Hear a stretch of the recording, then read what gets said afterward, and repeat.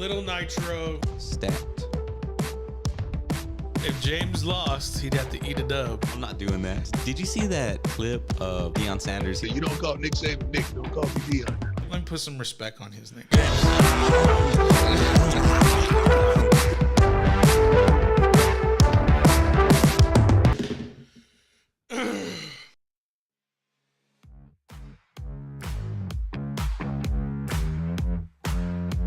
Welcome, everybody. It is the 1st of August, 2022. Can you believe it, James?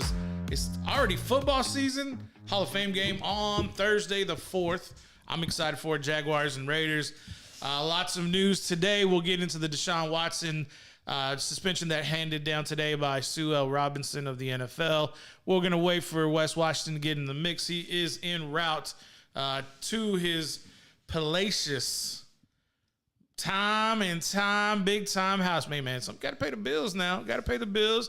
It's Monday, everybody. We'll get into it. I think it is it's a drag of the Mondays. I think we're having that kind of feel right now. But let's escape a little bit. We'll get into some big information. Shout out to Bill Russell, RIP, passing over the weekend. Thoughts and prayers to his family. Let's get into the UFC 277 as we wait for Wes Washington to get to his humble abode. Congratulations to the new, what is it, three-time double champ, Amanda Nunes? I guess two-time double champ. Two-time double champ, regaining her title from the Venezuelan vixen, Juliana Pena. I saw a little bit of a snippet from her. Everybody was saying that she may need surgery. She may have been taken to a plastic surgeon after the fight. But it looks like she just needed a few stitches. She seems to be patched up in good spirits. And, she's talking about there may be have to be a three-peat because she's basically saying right now they're one of one. I did get to watch the prelims. I was excited about that. Huge Egyptian fighter by the name of the Hammer coming up the ranks. I'm excited to see how he'll do. Derek Lewis, man, I don't know what happened on that instance. Mergliata just did him all kinds of sideways. But I know you got to watch those fights. I got to see the highlights of the fights. Did that Russian dude just basically piece him up and that he was done? Or usually Black Beast kind of does his thing. He'll take a barrage, he'll go down, he'll cover up, and then he'll come back up and explode to redo a new round. A lot of people were dogging these officials. Mergliata has been known to be in the UFC, not having as controversial stoppages as this one. But for you, in your instance, did it look like Black Beast was hurt to you, or you just thought this was something just random? Yeah, I think he got hurt, but I wouldn't have stopped the fight. I mean, I can't say that because I wasn't in there, but from my vantage point at home on TV, right, it looked like it was an early stoppage. Deep. I could see, I could see where somebody would, stop it. So I'm not like all the way pissed off. But after you watch the replay, it was like one of those things where he got hurt, but he bounced back like quick, right. And it looked like, he probably would have. That dude was putting it on him though. Yeah, he was letting him go. Yeah. And I think, I'm sure probably some choice words that probably were said by Derek Lewis a few years ago talking about Russia. I'm sure this dude who was Russian decided, okay, well, let's see how you do things the second time around. But I don't know. I thought it was highly speculative for him to just kind of go in and just stop it.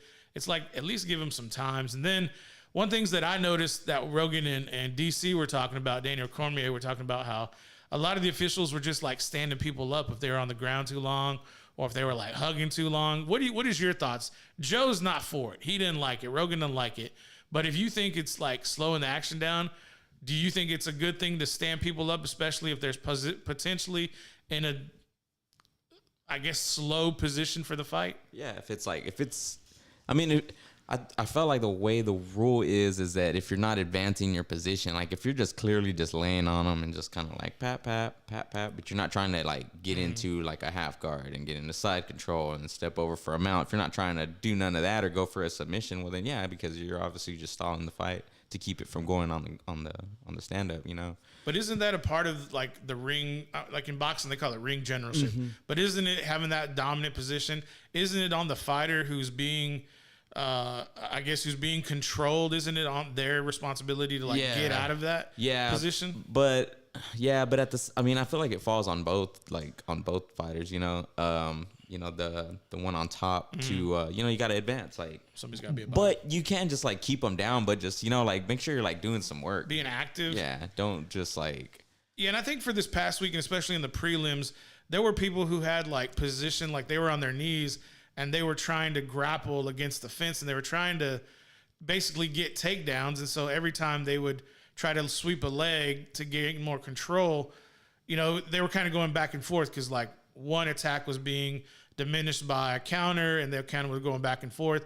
And then finally the official just said, no, y'all stand back up. And that was in that that new fighter on the mix, the Egyptian. I can't think of his name off the top of my head, but it was a heavyweight fight. And they basically kept standing him up. And it was evident that, you know, his opponent had a clear striking advantage over this other guy who the Egyptian fighter was a Greco-Roman medalist, I believe, in the Olympics in 2016. But you kind of have to ask yourself, I don't really think it's on the official's job to stand them up. I think it's whoever is being dominated needs to get out of it or let the time run out. It's one of the two. Or just don't let yourself get in that position. It's like in football, if you're getting everybody's scoring on you, it's like it's not the offense's job to stop scoring. It's the defensive job to not let you score. It's like if you don't like them scoring and running up the score, then stop them. Yeah. That's kind of the way I see it. They normally tell them like if they're gonna like separate them or whatever, they're like, come on, y'all gotta work, you know, like just don't be just like staying stationary, don't be not doing shit, you know, because then you're gonna be stalling the fight for whatever reason, you know.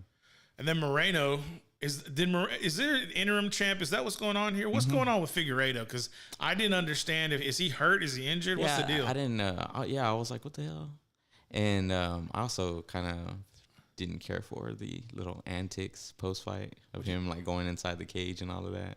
Figueiredo did? Yeah. I didn't see that part. Yeah, he got I just did the highlights. Got in his face and had the belt like that. And it's like, dude, come on, man. Let the guy have his moment. You know what I mean? Yeah, but they're selling fights. Yeah. And the other thing too is like that was my curiosity with Figueiredo is like is he injured? Is he ducking Moreno? Because apparently the fight was offered Figueiredo Moreno 4, and Figueiredo like miraculously gets injured or gets hurt or something's going on or what have you. That's gonna be a good fight. That's why Cara Francis like jumped in the mix, and of course, like, you know, Moreno superior to Cara France, which I thought would be a little bit more contentious, but at the same time, like the boxing from Moreno is just elite. I mean, he is a Mexican fighter, and so you really know the Mexican fighters are gonna have a little bit of leg up, especially when it comes to boxing. Yeah, he caught him with that liver kick. I was like, yeah, dude, it just like dropped him, fucked him up, dug it in there real good. Mm-hmm. Those are always good to see. Now, getting to the main event with Nunes and Pena, we did touch on it and dabbled in a minute. Yeah, you collected. Shout out to James for collecting on that. I thought he was gonna be a Welshman. You thought he was gonna be a Welshman? Yeah. Oh, well. He said, "What did he say? What happened?" He was like, "What happened?" Well, just look on sports around. You may see the outcome. I know he has an ESPN app, and they always like give the top like breaking news, you know, and that's always the championship fights. They always drop a notification about it, especially on Twitter too. Like they're heavy on Twitter. Is he on Twitter, Wes? Yeah, I would think so. I would. I mean, I can't confirm it because, you know, I'm not. I need to be more heavy. I need to be more active on Twitter, which I'm really not. But at the same time, that's my news. Huh? That's where I get my news. I'm sorry. I'm sorry that you get your news from Twitter. It's like the most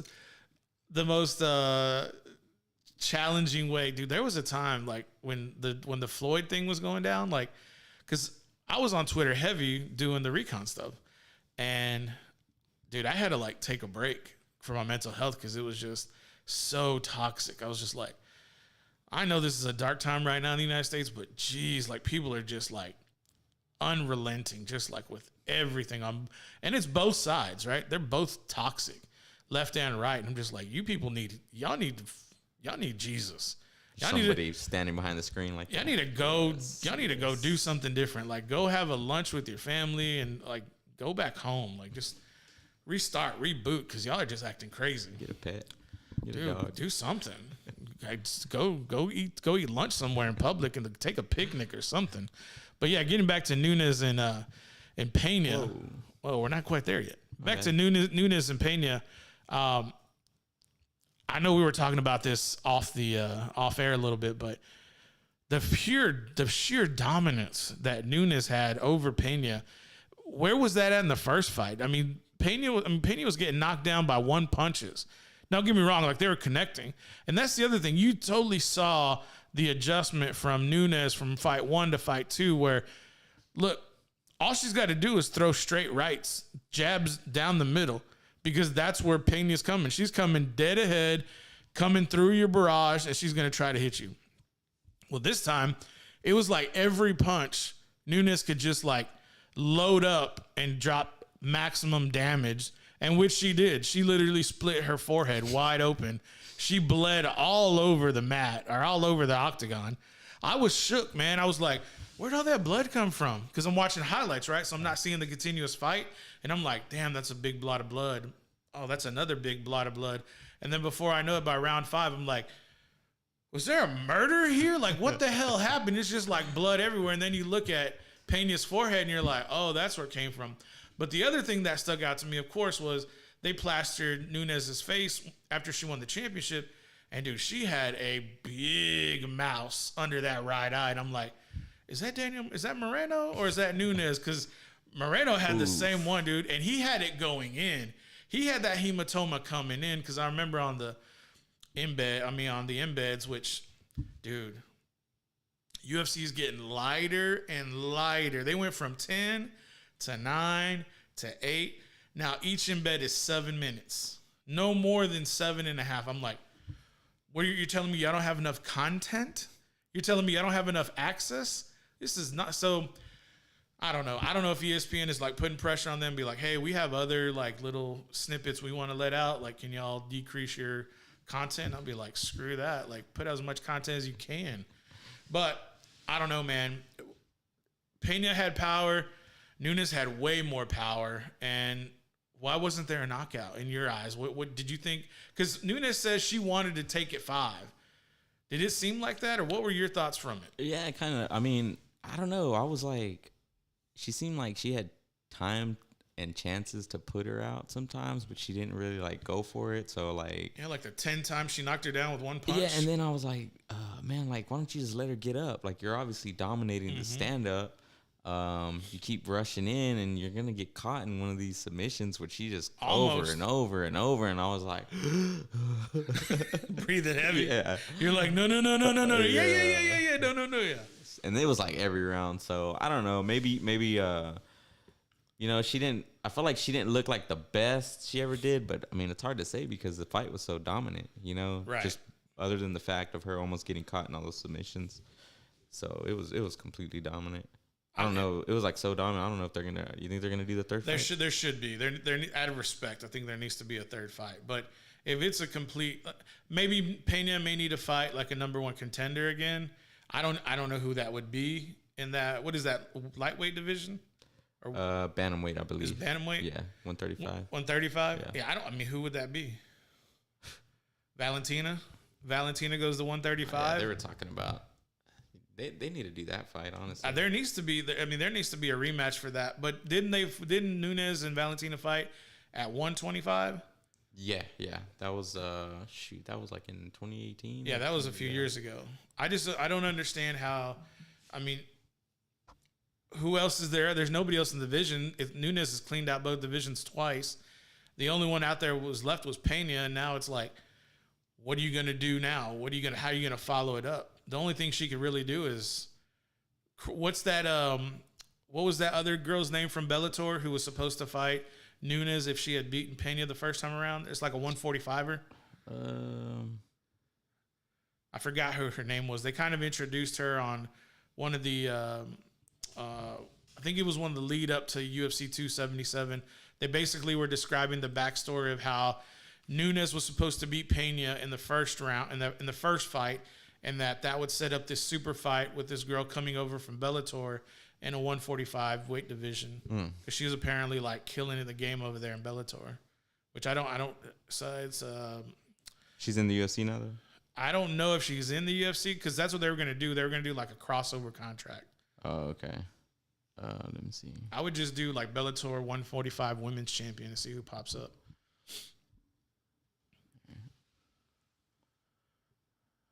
It's a blonde-haired girl. Or she's probably like a woman. I mean, it's not a girl. Put some respect. They only have two. They have a featherweight and flyweight. Okay, well then maybe I'm just totally wrong. Chris Cyborg and then Liz Carmouche, which she's well, maybe she's not there anymore. Maybe we'll have to look that up in the break. Okay. Speaking of 53 minutes after the hour. Hey man, I didn't even ask you. Like, how was the weekend? We just hopped right into the mix. It was good. I hung out on Friday. You got your 5th day in a row for running, right? Yeah, last week I did. I started on Sunday and then Sunday, Monday, Tuesday, Wednesday, and Thursday. Okay. Yeah, took a break Friday, Saturday, and Sunday, and but I got back to it today. Oh, really? I didn't want to. I just wanted to get home and like take a nap. But I told you I've been trying to like just be more active and stuff. Mm-hmm. And so I just went out there and How are you running at like 3 and 4 o'clock in the afternoon? Got to, man. That is just like, if I don't, then I'm not. I won't have time to do it. Well, I got to. You're really busy after like yeah. 5 o'clock or 6 o'clock, I should say. Yeah, but it's an excuse to not do it. So I'm just like, but I'm not gonna tell anybody like, dude, it's not hot. Like it is. Oh, it's really hot. Somebody's lying to themselves if they say it's not hot. Like they're building a I'm not going to say exactly what it is across the street from the studio, but they're building a structure, and like those guys, they're not out there after 3 o'clock. There's nobody there. Like I think they're working from like 6 a.m. to 2 or 3, and then it stops because dude, it's ridiculous. Yeah. It's extremely hot.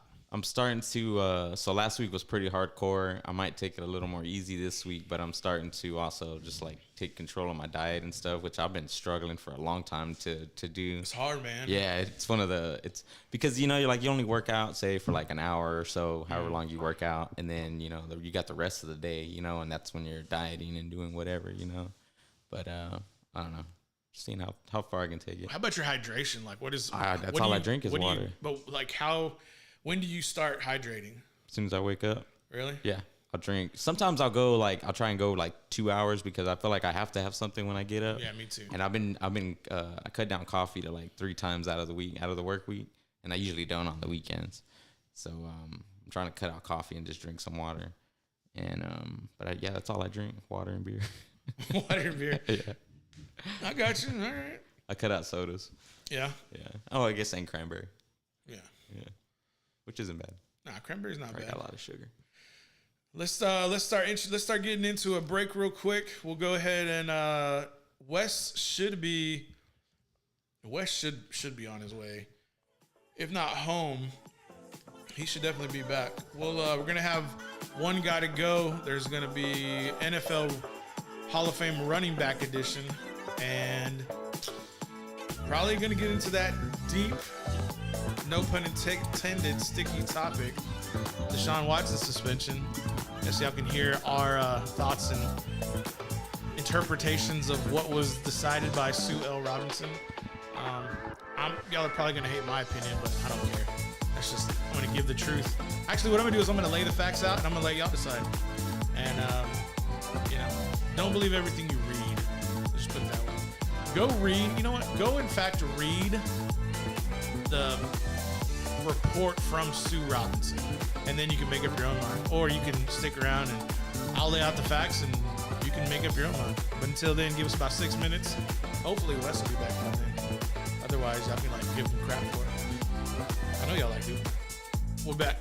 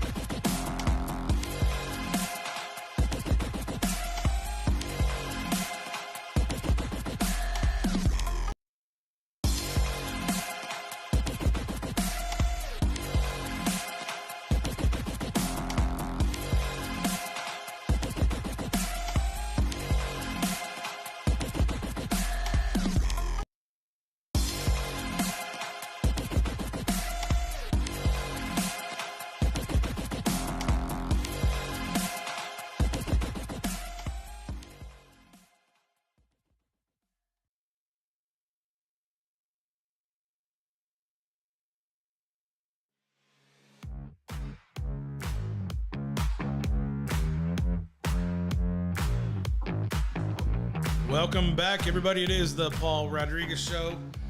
Wes Washington's still not around. It's all right. He's coming back. He'll be in. He probably listening to us live right now, I would say. If he is, we should probably call him up. You think we should call him? Okay. Now we could, but Should. he may have. Well, I don't know who he has in the. He may have somebody in the vehicle. Yeah. And I don't know. That person maybe want to like remain private. So I don't know. We'll keep it quiet. But Deebo Samuel signing an extension today, guaranteeing him $58 million over the next few years.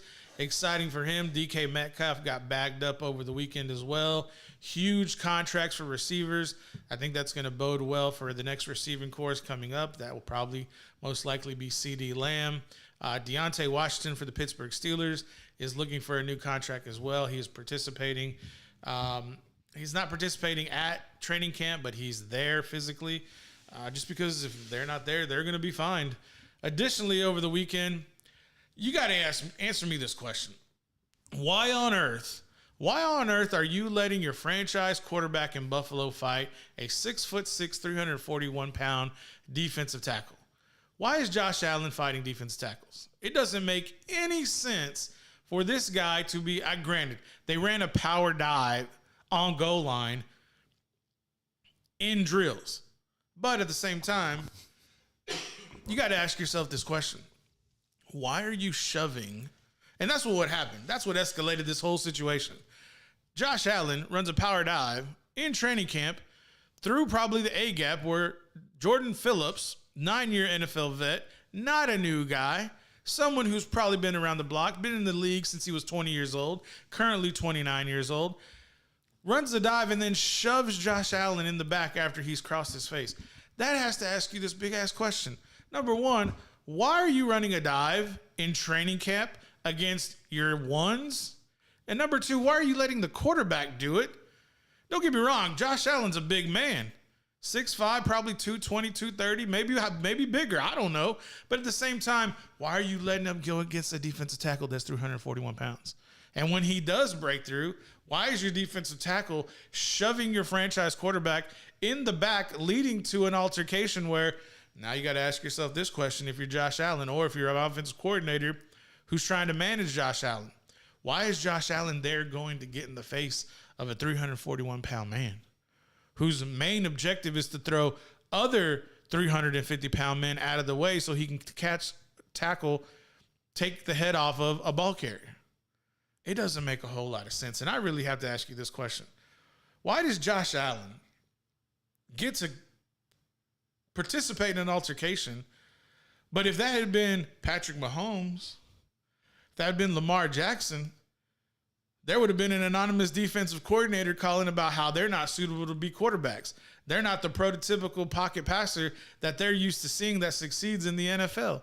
Just like we've had previously where two anonymous defensive coordinators in the NFL have called out individually Lamar Jackson and additionally Patrick Mahomes. It's like, you do understand if you're an anonymous defense coordinator that those two guys, Lamar Jackson and Patrick Mahomes, number one, Lamar Jackson has an NFL MVP. Josh Allen doesn't. And this isn't a pick on Josh Allen. This is just what you have to ask yourself. And I'm going to tie it back into a GOAT and a guy who just won a ring. And Patrick Mahomes, where you ask yourself, if these guys are controversial in any sort of way, they get ostracized. Just like when Tom Brady can yell and throw things on the sideline when he's in New England, but if OBJ gets punched in the face by a net, he's like not suitable to be on the sideline. You kind of ask yourself this question. Why are you picking on these guys who are MVPs, but then a guy like Josh Allen can go pick a fight with a 341-pound defensive tackle, and it's grit and it's determination and it's leadership. But if another quarterback who is not, that doesn't look like Josh Allen, really gets picked on or held to a different standard, although they have more credentials than this previous player. Now, don't get me wrong. Josh Allen probably is going to be an MVP candidate, if not the MVP, unless that man in Green Bay does something crazy again. But you got to ask yourself the question, why are the black quarterbacks being singled out And why is it's okay for Josh Allen to be gritty and hardworking, just like Tom. And Josh Allen is just as mobile as those other guys. And so you kind of ask yourself this question. If Lamar or Patrick, and nobody's going to call out Russell. You want to know why? Because Russell ain't cool. I mean, he just say he ain't cool, man. I'm just going to be really honest with you. Russell, I mean, he's not Future. So that's why if Russell was like Future, it'd probably be a little different. It may be a lot different. Sierra probably wouldn't be with him. But at the same time, that's neither here nor there. But you're getting back to the point. It's like, look, dude, Lamar, you need to get your money. Josh, quit fighting defense tackles. And Patrick, good luck being a dad.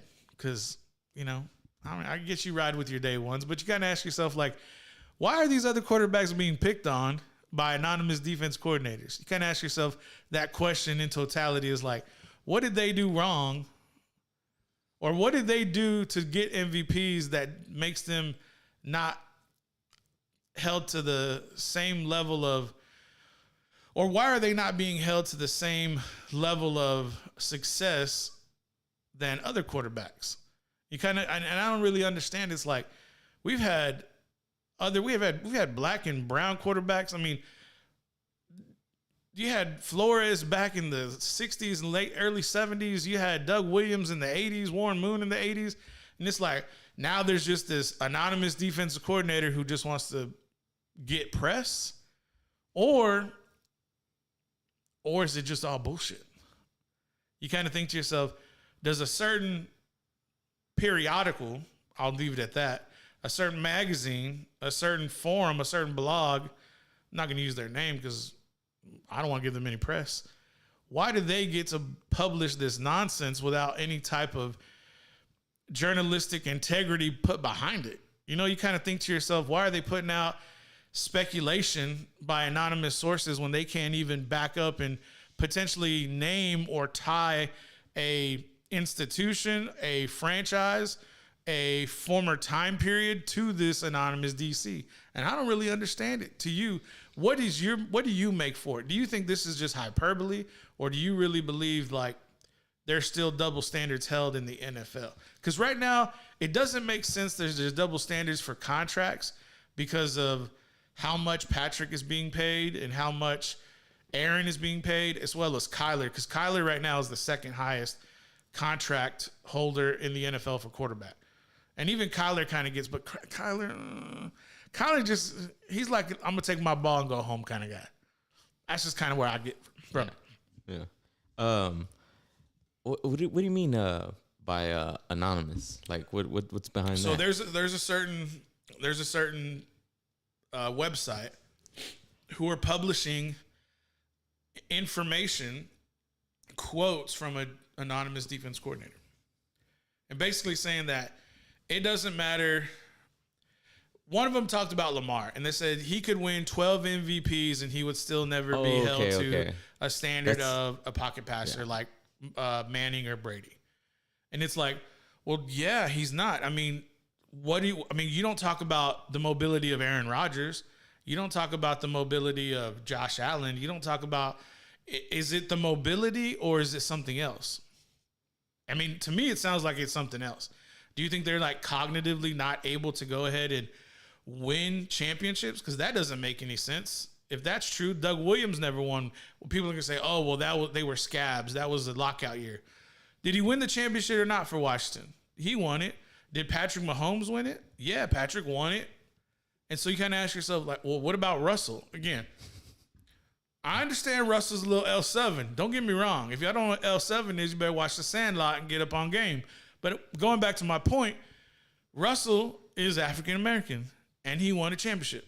Patrick is black. I mean, he's half black. He's still black. But at the same time, you got to ask yourself, look, if Lamar goes and wins a championship, what else? Nobody can say anything. Why not just assess the talent of the quarterback based on what they do on the field? Why is somebody, this antiquated individual, have to come in and put archaic information out? And why does there have to be an individual blog, website, periodical, what have you, that publishes the nonsense? It's like you want to infiltrate some type of dissent or polarity so that people cannot come together. And that's what I don't really understand. It's like, why does everybody have to have some kind of division? Why do you have to be like that? Why not just judge the player's ability on the field and on the field only? Now it's going to be kind of crazy because we're going to talk about Desean when it comes to West when he gets back on the video chat here. But at the same time, it's like, you know, and maybe it is because of instances like this with Desean. Now, do I think he got a fair shake in the courts? Yeah, he got a fair shake, but in the court of public opinion, I don't think he did. And that's another conversation we can have later. But you kind of have to keep bringing up. It's like there's going to be instances where certain quarterbacks are going to be probably challenged a little more than they should be, and it's not even their fault. It's because of the melanin in their skin, unfortunately. But at the same time, getting back to the point, in the NFL, the contracts usually will tell you who the top quarterbacks are. And I think that's what we should focus on. But we wanted to bring up this topic just to kind of say, is it nonsense that it gets brought up, or is this just some sort of polarity that comes in to the game just to kind of cause division? And to me, I see it as, I think people want a platform. This may be a source. This may be a former DC. This may be somebody who the game has passed by and they don't like it anymore. And so now they have an outlet. They have someone at this periodical, this website, this blog, who will publish their nonsense for whatever reason, because they may be a source. They may have some kind of insight. And just because they're a former or current defensive coordinator doesn't mean that they're actively a defensive coordinator. They could have been retired. They could be in a certain position where they're an assistant to the coach. But if anybody has that kind of dissent, anybody has that kind of ideology that you want to put out that this quarterback will never be as good as somebody like the likes of Peyton Manning or Tom Brady due to the fact of what they look like, I think it's a total fallacy. And I don't really understand how you could even, maybe I could understand it, but I don't think it has any sense. It doesn't have any purpose to be a part of the game, especially when you have more and more young people, no matter what you look like and no matter where you come from, who have the ability to play the game at the highest level. It shouldn't matter. It doesn't need to matter what they look like. It just needs to matter, can you perform? In the NFL, it's a meritocracy.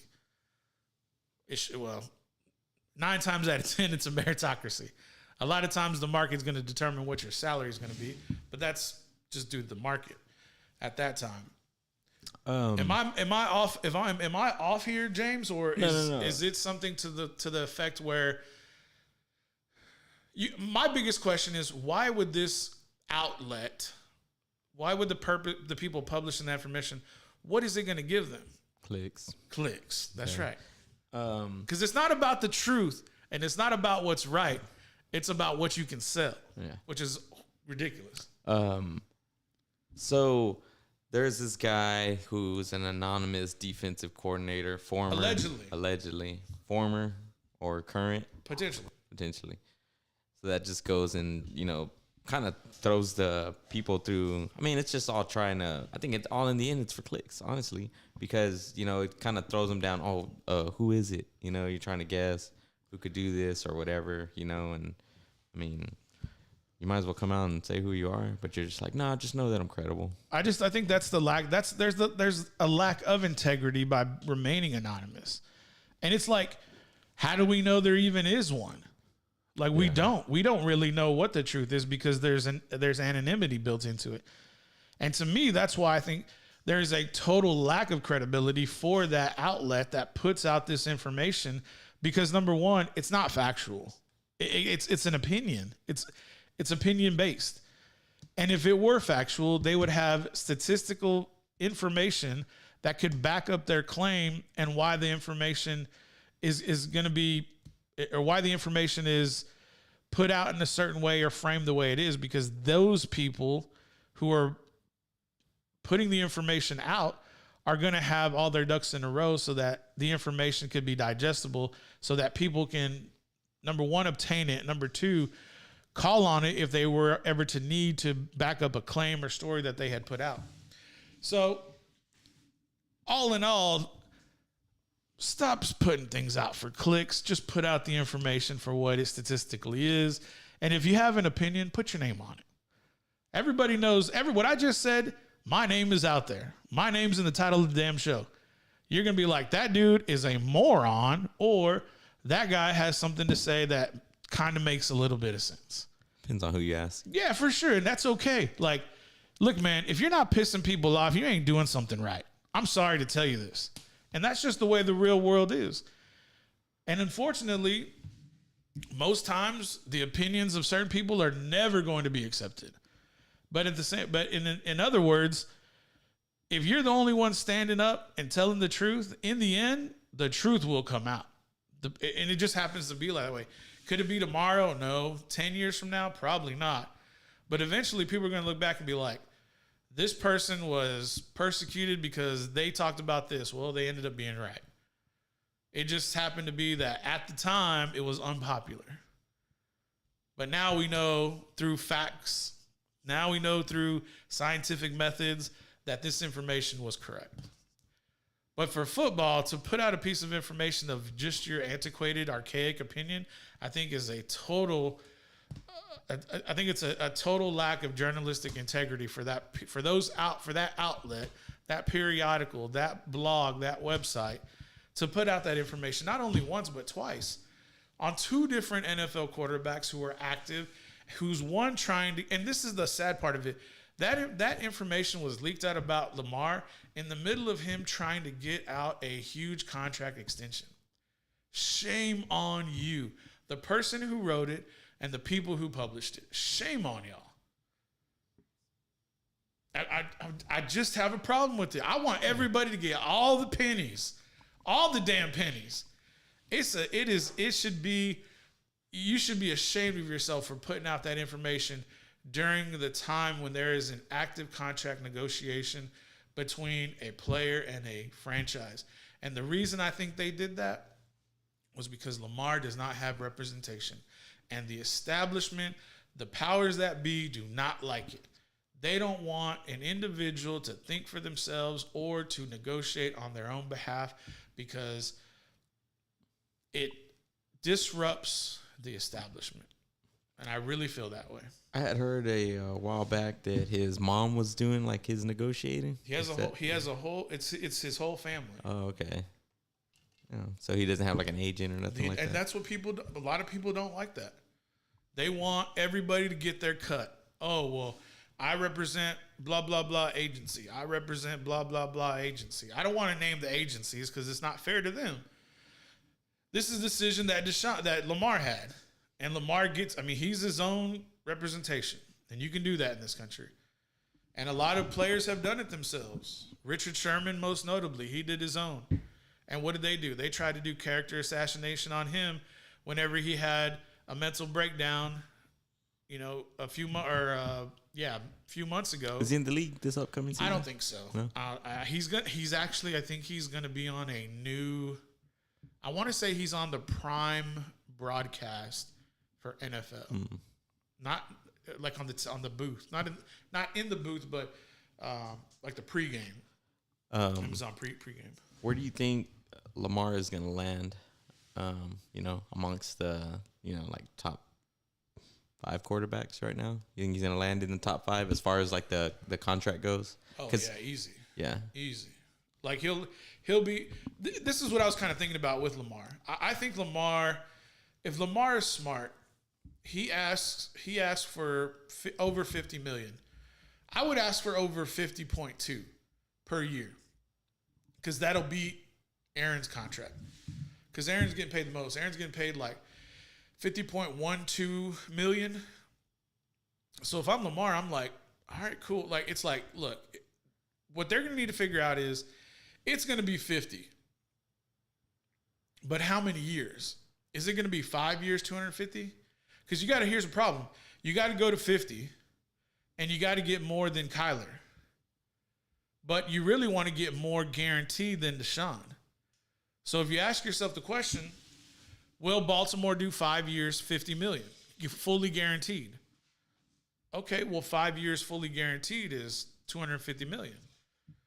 But that doesn't beat Aaron, but it beats Kyler and Desean in fully guaranteed. You think Kyler goes up there? Like Kyler is the second. He's the second highest paid quarterback in the NFL. Yeah, I know. Do you think? I mean, he's deserving of that spot. It's the market, bro. That's why I said what I said in the previous segment was, I'm not saying everybody's deserving, but what I will say is that the market will determine your contract. It also turns into like, I mean, who else is out there? Like, who are you gonna go get, right? If you don't give this guy, right? Who are you gonna draft? Yeah. That's where the leverage comes in the first. Like, what is your rookie contract worth? Like, how many? It depends years? on where you're drafted. Okay, it's like preset. Now it is, but it just determines like the big thing about quarterbacks, especially high profile players, is the biggest thing is if you want to get a 5th year pick, the 5th year option, and Arizona wanted to avoid that with Kyler. That's why Kyler pulled what he pulled by scrubbing his social media. Well, Lamar is going into his 5th year. They didn't do the deal last year. Lamar is in the beginning of what Dak Prescott went through with his contract. He's going into his last year. Do you know how much Lamar is going to make this year? Guess. This year? Yeah, I guess. He's on his rookie deal. 5th year option. Just take a guess. Was it like 30, 40? Lower. Oh, shit. Way lower. $2 million. What? Yes. $2 million. Lamar is going to make $2 million. And Lamar is at camp. Lamar is participating. And I'm sure they're negotiating. But I don't know if a deal is going to get done now. But here's the thing. If Lamar has a catastrophic injury, like somebody we know had one 2 years ago. Somebody y'all know. Somebody you know. Somebody you know. If that happens and he never plays ball again, he should have. If it was me, if I was Lamar's, I'll be like, Lamar, you don't need to be on the field. You don't need to be at camp. So he wouldn't have showed up. He doesn't need to. He needs to be there, but he doesn't need to be practicing. Like he's not going to play.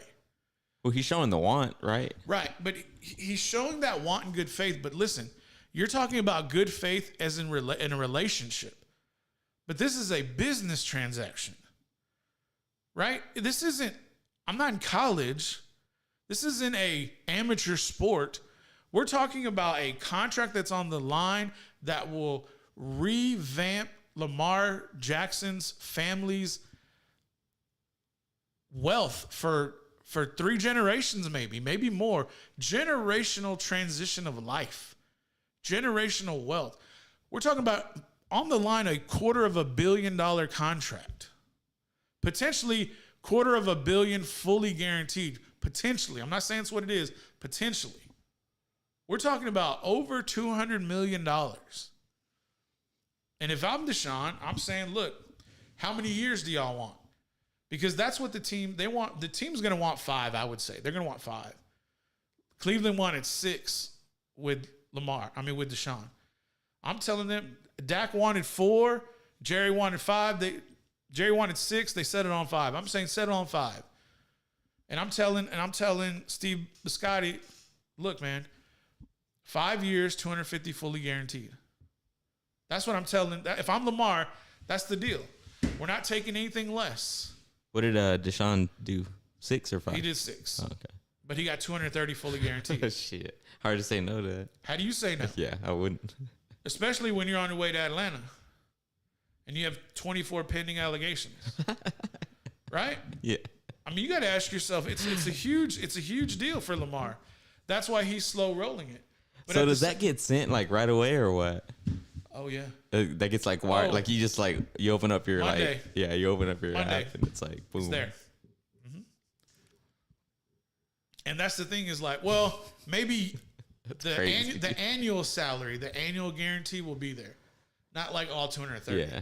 So like I think for him it was like 46, 40, something like that. Whatever it is, we'd have to look at SpoTrack to kind of look at what the fully guaranteed. But yeah. And that other money gets sent and put in an escrow account so that it will always be there. And the team can't like move the funds around because they got to have it.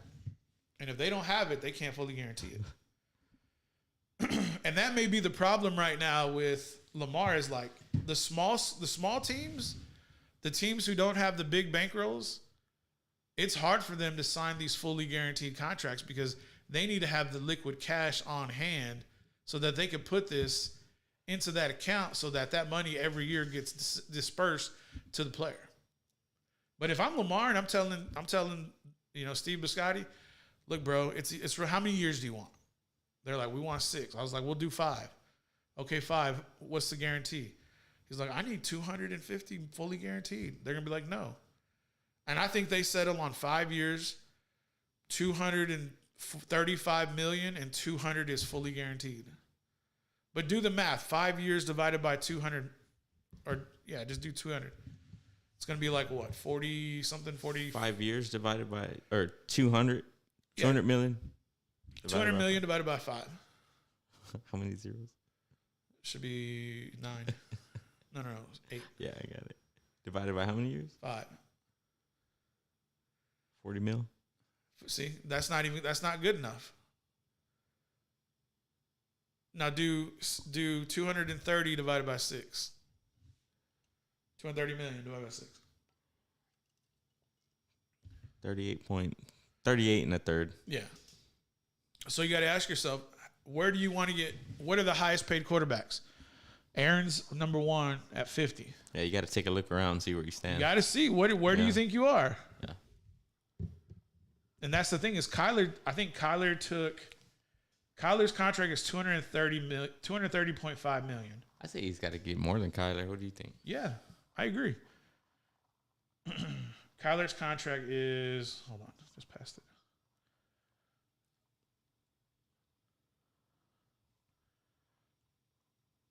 I always like to go to Spotrac. Are they like the official? They do the best. Okay. All all the contracts and stuff, is that like public record? Kind of.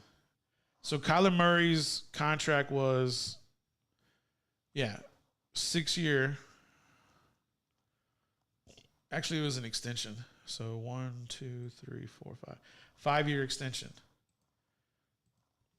230.5.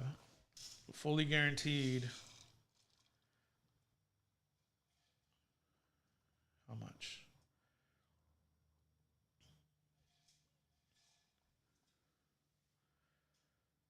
$160 million guaranteed. I mean, so if you're Lamar, you're like looking around. You're like, if I'm Lamar, I'm like, look. But see, it's a double-edged sword for Lamar. If you can't agree on the deal, next year you get franchised. And then the year after that, if you still don't agree, then you have another tag. And then they got to figure it out. You're going to get tagged twice. So he can get tagged in 23 and 24.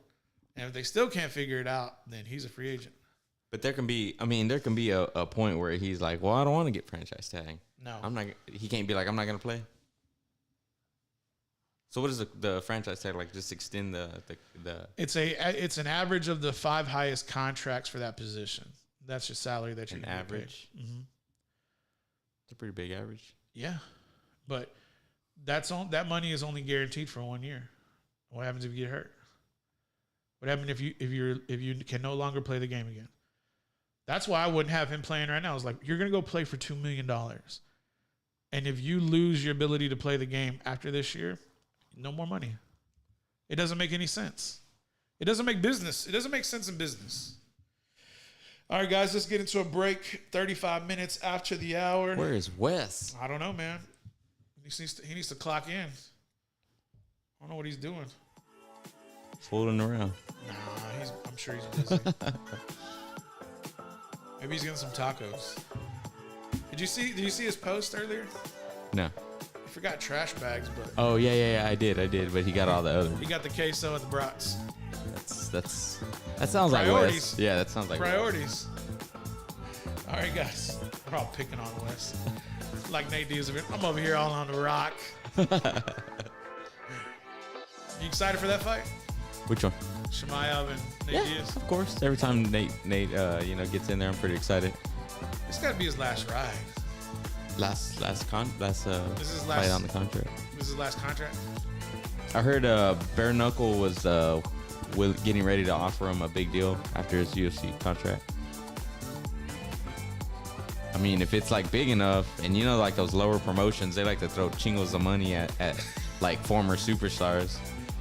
It's true. So it could be a little something. Yeah. She shouldn't have been doing that. She's too pretty. She's got a fight in 3 weeks. Bare Knuckle. You know, he's over there, MVP. He's fighting Platinum Mike Perry. Really? Yeah. I can see Mike Perry doing that. Yeah. That's his level. That's Yeah. his he's such a hothead. Can't let it go. I mean, they kind of capitalize on the people that like, you think so, like they can't let it go, and so they're like, hey, come over here. But how can you say no to that money? Some of them make like their biggest paydays outside of the UFC, you know? Yeah. How do you say no? All the pennies. Yeah. Get all the pennies. All right, guys, give us a few minutes. We'll be back.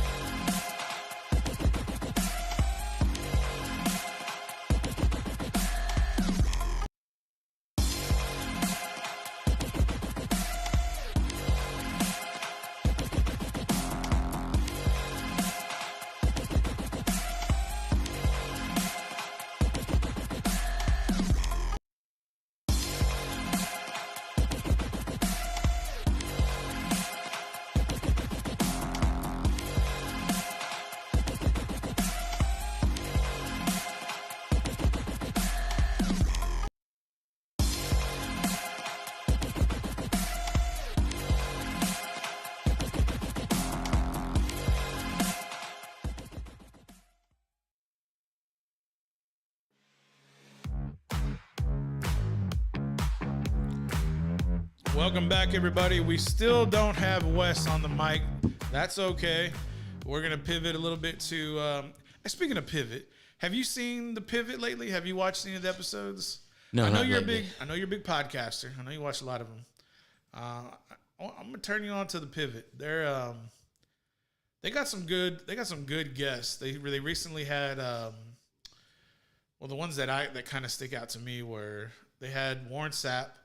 That was a good one. I like Warren Sapp. They had Juliana Pena a few years ago. Really? Yeah, they've had some big noticeable people. Dana White's been on there. Who else have they had? Let me ask you something. Yeah. These big names like that, like, do you think the majority of them, I mean, obviously you have to know somebody to know somebody, or, you know, you have to have, and it's like a favor to them, right, to come on the show? Well, I think they probably do the...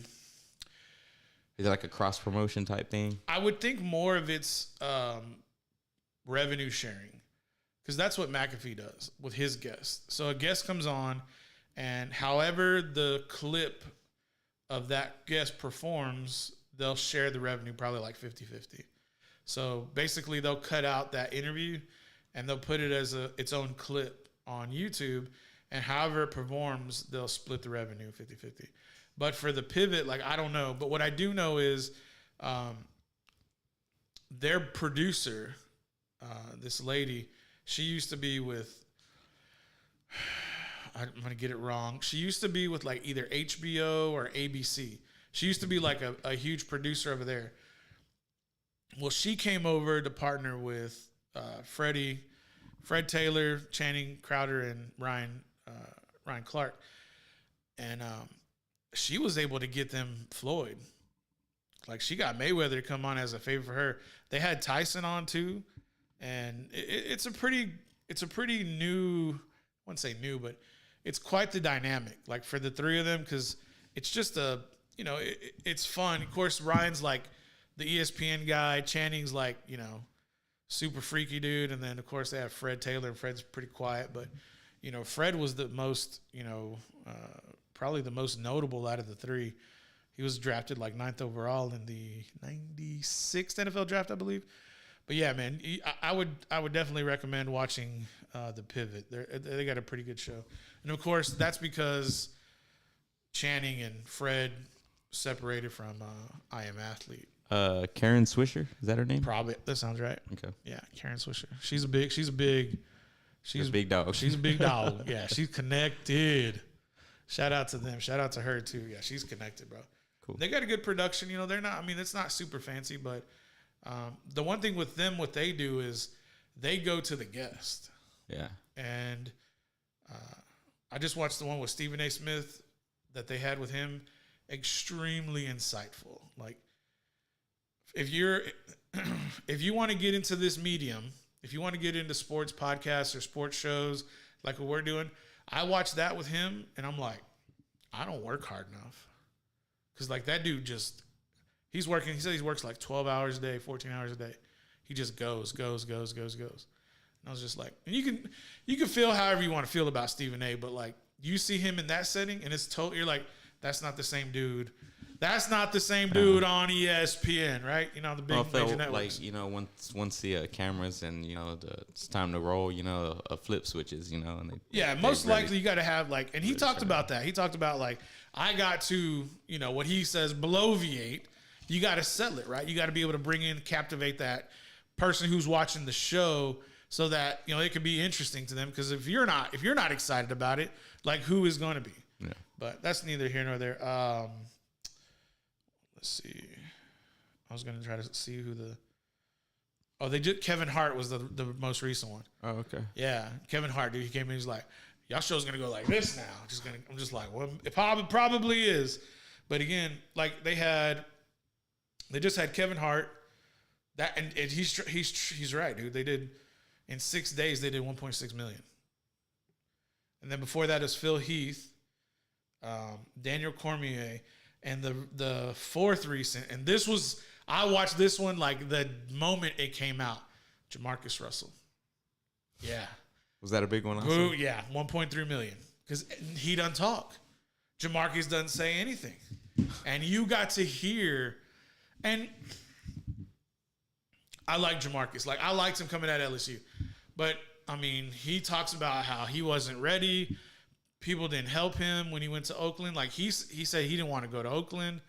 And basically the NFL said, this is where you're going. And he goes, when I got there, like, I didn't know what to do. I'm from a dirt town. I'm from a small town. He was like, no one there helped me. I felt like I needed more help. And you should go watch it. Yeah, I'll check it out. What was the deal with him on the videotapes or something, or the like watching tape? There was something. It's kind of like that clause that they put in Kyler Murray's contract, which they redacted. Oh, they did? Or they rescinded it, is what I should say. They rescinded that stipulation. Yeah, he was disrespected by that. Was he? That's what he said. Was he? I mean, was he? That's what he said. Maybe. I don't know. His words, not mine. FaZe Clan, bro. FaZe Clan. Why did they put it in there? Well, I mean, let's put it this way. If somebody feels like you need to watch tape. If you had a show, which you do, and if the people who came on your show weren't as prepared to your level of expectation, would you have a problem with it? Yeah. Okay. If you had a team and somebody came on the show and they weren't ready to be at that level of expectation, which I do, would you be mad at that other person? Oh yeah. Right. It's about doing your part. And I think that when they put that in there, somebody somewhere said, hey, we need this guy to do more. And that's a big contract. Second highest paid NFL quarterback. Very big contract. Per year in the NFL. And then you take it out. You just made Arizona made themselves look stupid. Oh yeah. More than Aaron Rodgers. More than Aaron Rodgers what? More than Aaron Rodgers. No. Aaron is the highest paid quarterback per year. Oh, yearly. Per year. Yeah, okay. Per year. Okay. Yeah, annually. He's the highest. 50.12 million.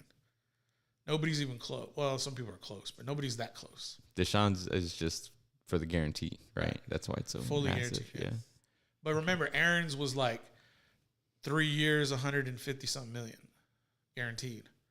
That's why he's being paid 50.12 million, because it's only 3 years, and he's 38 years old. Yeah. But Aaron, come on to Dallas. We'd be happy to have you. You'd be so hot, wouldn't you? Think about the New England fans when Tom went to Tampa. That's what it would feel like. You would feel like the New England fans. Wherever Tom went, not talking about Dallas. Like, let's say Aaron went to New Orleans. Oh, you'd be hot.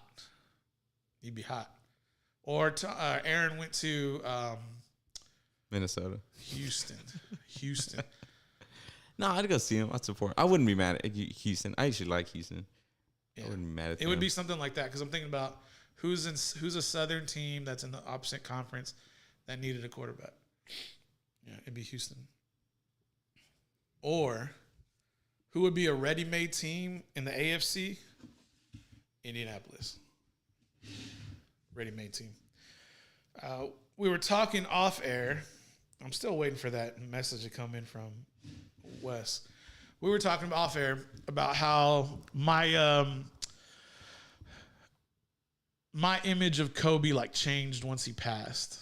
You know, and RIP to him and his daughter, and of course the prayers for his family. Still was 2 years ago, but still. Yeah, man, I thought Kobe was like full of himself and, you know, narcissistic. But then when he passed away, you really get to learn more about him because there's more content that gets put out. Also, you get to see like his peers, like you saw Shaq, you saw Jordan, like just like weeping about how they remembered their friend. And you kind of see him now like in a different light. And that was something like we were talking about, how you grew up not a Lakers fan and had a lot of disdain for Kobe. And that kind of like triggered me into talking about, you know, because, dude, I was there with the Rockets. And I remember when, you know, Kobe recruited Robert Horry to go from San Antonio to the Lakers. And then when he hit that shot over San Antonio in the playoffs, it was just like, does this team lose? And like what pissed you off as a fan when your team is playing the Lakers was that Kobe never missed. And like if he did miss, you're like, you don't remember it because he always made his shots. But in turn, it's kind of, we were reflecting how in death post-mortem, you know, your how you see a player or a figure or an individual like dramatically changes just because with them passing, you kind of have to like respect the dead, right? We always kind of do that. I think innately, it's just something that kind of happens. And so like for me, it has this new profound like respect for Kobe Bryant just due to like his contribution to the sports world, to the NBA, and then what he was doing outside of that as well. In addition to being like, you know, a wonderful doting father for his family and doing everything that he could. Like what fathers do we know that have the means to fly his daughter and, you know, her team around the country to play or to practice with that ability? Like, you know, if you get to drive your family somewhere to play sports or select sports or just to go to a game, I think is a big deal. Or it could be, you know, some kind of band rehearsal, band concert, choir concert, anything performing. You just kind of get to see that. And so like for me, I was talking about like my interpretation. And then for you, you know, you told me how you grew up like, you know, anti-Lakers, and I kind of like opened my mind. I was like, yeah, but what about Kobe, and, you know, seeing how things were different, because I only knew Kobe Bryant, the player. I didn't know like Kobe Bryant, the man. And so kind of getting to discuss that a little bit was like, hey, let's talk about this on the show instead of like talking about it off air. And I kind of just wanted to see what you had to say about it. And like you were talking about, I can't remember what you're talking about. So I'll turn it over to you and let you tell like your part of it. Yeah. So, well, that ain't me. So, yeah, growing up watching Kobe, and my brother was a major Lakers fan, and so I lived through the point forward, Derek Fisher, and, you know, it was always Spurs and Lakers, you know, Western Conference finals, or, you know, some point meeting in the playoffs. Right. And yeah, I mean, after a while, like through the years, like I remember Kobe's last game actually when he dropped, I think he dropped 87 or let me double check that. Or I'll check it. Okay, little reverse rolls there. But yeah, watching. I actually was at work, and I used to work second shift, so I used to get off of work at 10:30, and I think the game was like at 9, and I kind of just like got off, and I just like raced home to catch the final minutes of that game because it was Kobe's last game, and I remember telling my girl, I was like, man, you know, it's crazy because, you know, I used to hate Kobe, but now I'm over here like getting off work early and trying to race home to watch him play his last game. Yeah, it dropped 60 that night. 60. Okay. But yeah, it was just crazy. I watched the last bit of his final game and stuff, and it was pretty cool. And afterward is when he started doing, kind of reminded me of The Undertaker. Of course, The Undertaker, it reminds me of him now, but at the time, The Undertaker wasn't retired. And once he started getting towards the tail end of his career, because The Undertaker in wrestling always like was like this, you know, character who was like hidden behind this, you know, wall that he never broke, you know. And eventually he started doing, you know, podcasts and talking and giving people the insights on what all went on behind The Undertaker. Then Kobe the same, you know, after he retired is when he started doing, you know, he did the All the Smoke podcast with Steven Jackson and them. And that was pretty cool. And he had a lot of, I mean, you know, you started to realize like what went on behind the greatness, you know, and there's always a lot that goes on that people don't let you see. But for me, it was before that when I started developing a respect for Kobe, because I started maturing as a person. And then I'm like, you know, without, like they always say, you need, you know, in like UFC and boxing, you need two to tango. You know, you need that person, like for Tyson Fury, you know, Deontay Wilder, and vice versa as well. Floyd Mayweather and Manny Pacquiao, even though they only, you know, fought that one time, and I feel like it was late. It was just, I don't know, man. It was just great. Like I couldn't believe it when he passed away. Yeah, it was and definitely. I still find it like very hard to believe, you know. Yeah, it's definitely shocking in the manner in which it occurred. You know, just due to the fact that I'm pretty sure that they flew that route many a times, and for whatever happened, and it doesn't need to be explained or it doesn't need to be like investigated. Just it's something tragic that occurred, and you know, maybe it had to happen like that for a reason because. You know, he's like immortalized. He'll always be. Everybody like people talk about, you know, Jordan, Kobe, or LeBron, right? And now it's like, well, because of his passing, because of his death, like he's immortalized. It's like now Kobe Bryant will always be talked about. I think a little bit differently because he didn't get to, you know, grow old. He didn't get to see his daughters grow up. He didn't get to, but he's also like not alone, right? And so it's just interesting. Like I think he'll always be talked about a little bit differently, and I think in time, you know, people. It's like I was talking about, like the truth will come out eventually. It's like I think because of his untimely death, you know, we saw that with people who pass away early. If you're in hip hop, or I always think about Richie Valens and the Big Bopper in that tragic airplane death. Those guys were immortalized, like Selena as well. Like for our time, because she passed too early, it's almost like her life was cheated and cut short. So now she'll be, and the other people will be also. They'll be immortalized and more well known for their achievements while they were living. Yeah, and it's kind of a little bit of a Debbie Downer to get into that topic, but it was just something I was like, we need to talk about this on the show before, we lose that that topic, just because I thought it was notable to worthy and talk about. Yeah. I think Wes just got home.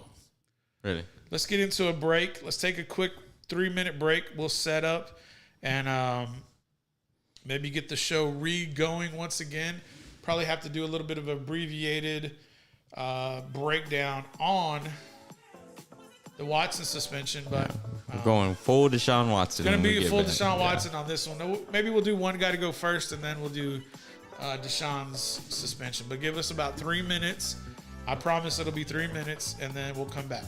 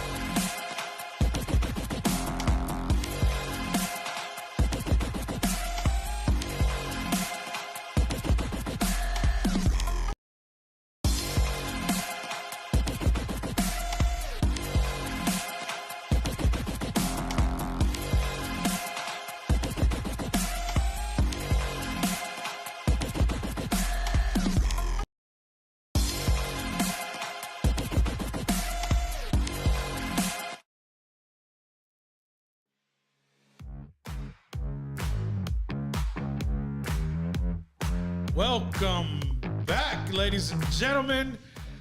The moment you've all been waiting for, the man in the DF dub who has finally graced us with his presence, the one, the only, the Arkansas Razorback diehard fan, the member of the Dallas Cowboy Coalition for Reformed Fans, Mr. Wes Washington, baby. Clap it up, clap it up, clap it up. What's happening, man? How you living? Much, man. How you living? Dude, I saw they announced today that Dallas Cowboys is the most valuable franchise in sports. Yeah, we it's already so frustrated me because they ain't done nothing. Yeah, we that kind of happens every year. That's not my bitch of not that much. 35 Big West. of a story. I need to like look into that, getting a custom jersey and just 35 and then West on the back, WES. I don't know if people would get it. I would. What if we got like we'll find an I-35 patch, or maybe have one made I-35 West patch and put that like on the jersey so it's like super custom. I don't know. I have to look at it. I'm kind of thinking about it. Might as well just be a shirt. Shirt. That'd be going overkill for a jersey. I don't know, man. Maybe it's a punishment. Last time the guy had a jersey in his name was what, in college, Wes? What? When you had a jersey with your name on it? Oh no, he wears a grown man's name on his back. He does, just like you. Yeah, I wear a football jersey. Yeah. But you think we back then nobody had their names on their jersey unless you played like D1. So I didn't play D1 ball, so I never had my name on my jersey. Yeah, I did. I'll tell you, I didn't play D1 either. I don't know what to tell you. I had my name on my jersey. No, I didn't. Maybe I did. All right, Wes, I'm going to let you introduce your segment. One gotta go. You about to piss off another whole group of people on this bad boy. Set it up, my friend. All right, here we go. This one's got to go. Basically, the greatest running backs of all time. Oh, Lord. I believe it's Jim Brown. We got Mr. O.J. Simpson. Juice. We got Walter Payton. The womanizer. We got Barry Sanders. And then we got Emmitt Smith. It's true. All right. So now you got to pick one that you like, all right, this dude not going to make the cut. He's not going to run for me in my backfield. All right. And we're going to start off with Paul. Yes. We got to say Paul for last. You got to say me for last. Paul always makes us all look like shit. I'll go first. I'll go. Y'all pick. I hate going after Paul, and I know you. I know you're picking me next, and I hate going after Paul because he makes me look like shit. It's kind of like going after a bad comic. I mean, a good comic. I was about to say a bad one. Just go ahead, Paul. All right, boys. Here we go. Let's get into this. You have quite a bit of polarization with these individuals. 3 of them we really can't touch just due to their greatness. I'm not going to touch the legend, the man who paved the way for many a running back, Jim Brown, and I'm not going to touch Emmitt, and I'm not going to touch Barry. Those are qualified, upstanding human beings. The other 2 jokers, for those who don't know, O.J. Simpson and the womanizer, Sweetness, bear down, the Sweetness. That's why they call him Sweetness. Y'all know that, right? Because he's sweeting them ladies. Real sweet. But I can't let those transgressions, the man from 34 in your hearts, number 1 in your, or 34 on your program, number 1 in your hearts. I can't let that man go out like that because of the way he passed. But the transgressions that this human being transpired over the mid-90s into the 2000s, and karma finds a way. But there's no way I'm going to let OJ be in my backfield for all of the nonsense that he put us through, interrupting the 1994/95 NBA Finals with the Houston Rockets with that damn white Bronco, not to mention him getting off and then going and trying to steal his own merchandise 10 years later where karma came to bite him in the ass. Sorry, Mr. Postman. It ain't going to be 32 in Buffalo for me. Too bad. So sad. Go back to USC and try to figure out yourself. OJ out. Hey, that white Bronco was clean, though. Shut your ass. Come on, man. That white Bronco was clean. Yeah, maybe for you. Not inside, apparently.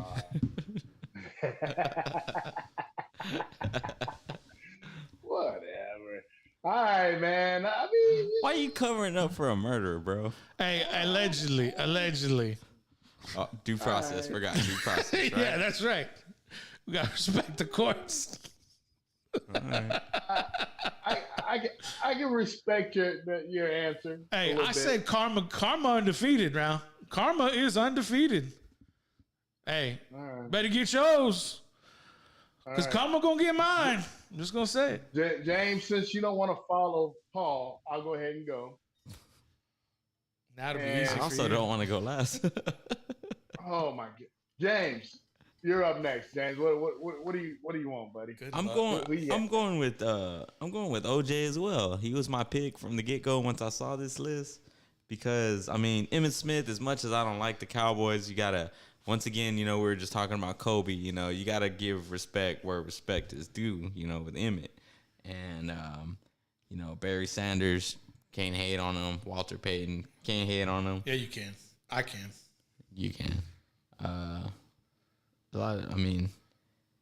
Jim Brown. You better show respect for Jim Brown. Yeah. OJ. Come on, man. Bomb. Come on, man. That white Bronco was whack. That white Bronco was Crazy. just because you getting busy in the middle of a 1991 Bronco ain't got nothing to do with us, Wes. Let me find out you were watching the news or you were watching the game, and then it cuts to that scene. You were like, oh, I want one of those. Let me find out you was getting massage therapies in a white Ford Bronco in 1993.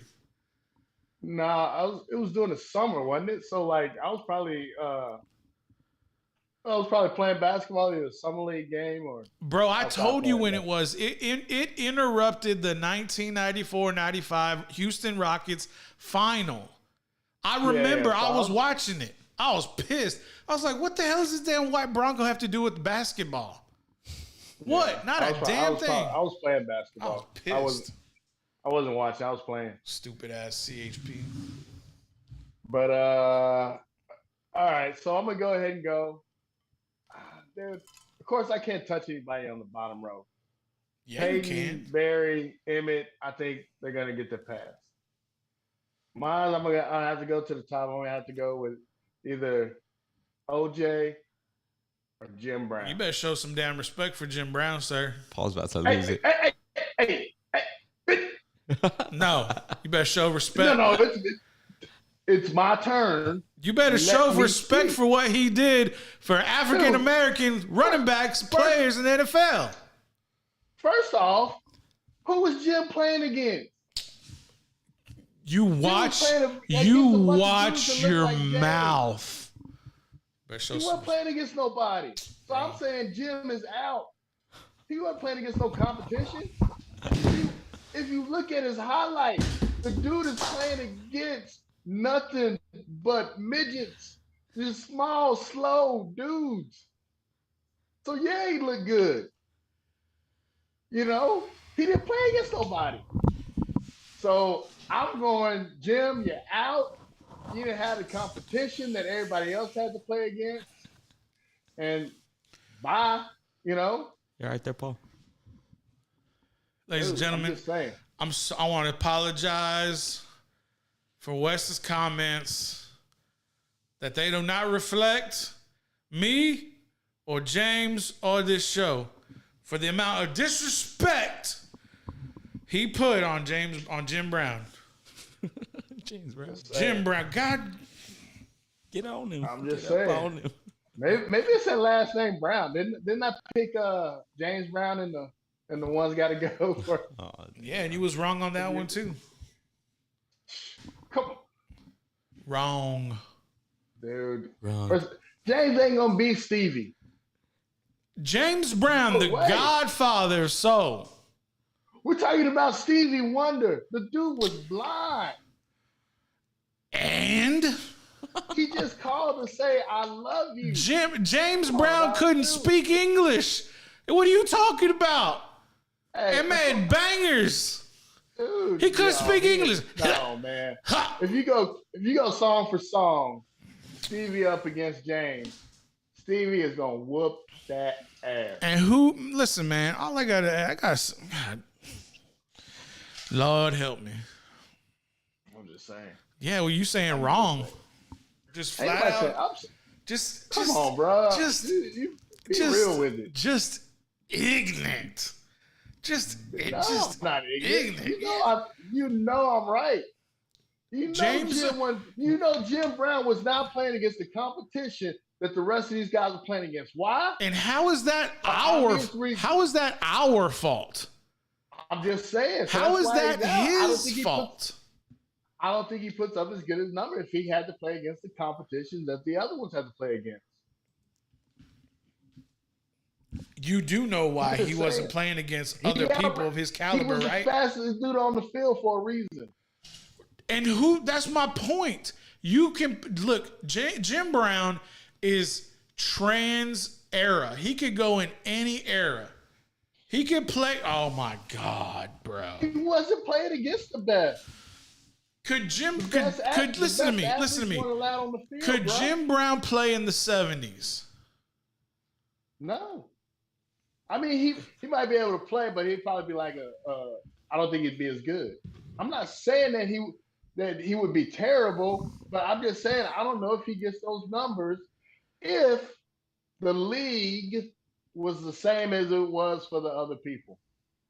And you know what I mean? It wasn't as colorful. Could Jim Brown play today? I'm sure, but you probably move him to a different position. Why? You know what? He'd probably go play lacrosse. What did you say? He'd probably go play lacrosse. You heard me. You heard me. The disrespect. That's your boy. The disrespect. I'm just saying, he'd probably go play lacrosse. Wasn't he good at lacrosse? Yes, he was. So it'd probably be like, dude, I can't cut it out here on the football field. These dudes are better than me. Barry's better than me. Have you seen Barry, how shifty he is? Emmett's just so durable. Emmitt Smith dislocate my shoulder. Emmett dislocate my shoulder, Smith. That's what you're talking about? Did you not see how durable the dude was for a running back? Bro, listen, we're talking about Barry Sanders, 5'6", maybe 5'7", 200 pounds. He got out early. Emmitt Smith, 5'9", 215. Jim Brown, 6'2", 210. I played against nobody. Man. He wasn't seeing no defensive linemen, no linebackers like what the rest were seeing. Bro, that game, when they played that game,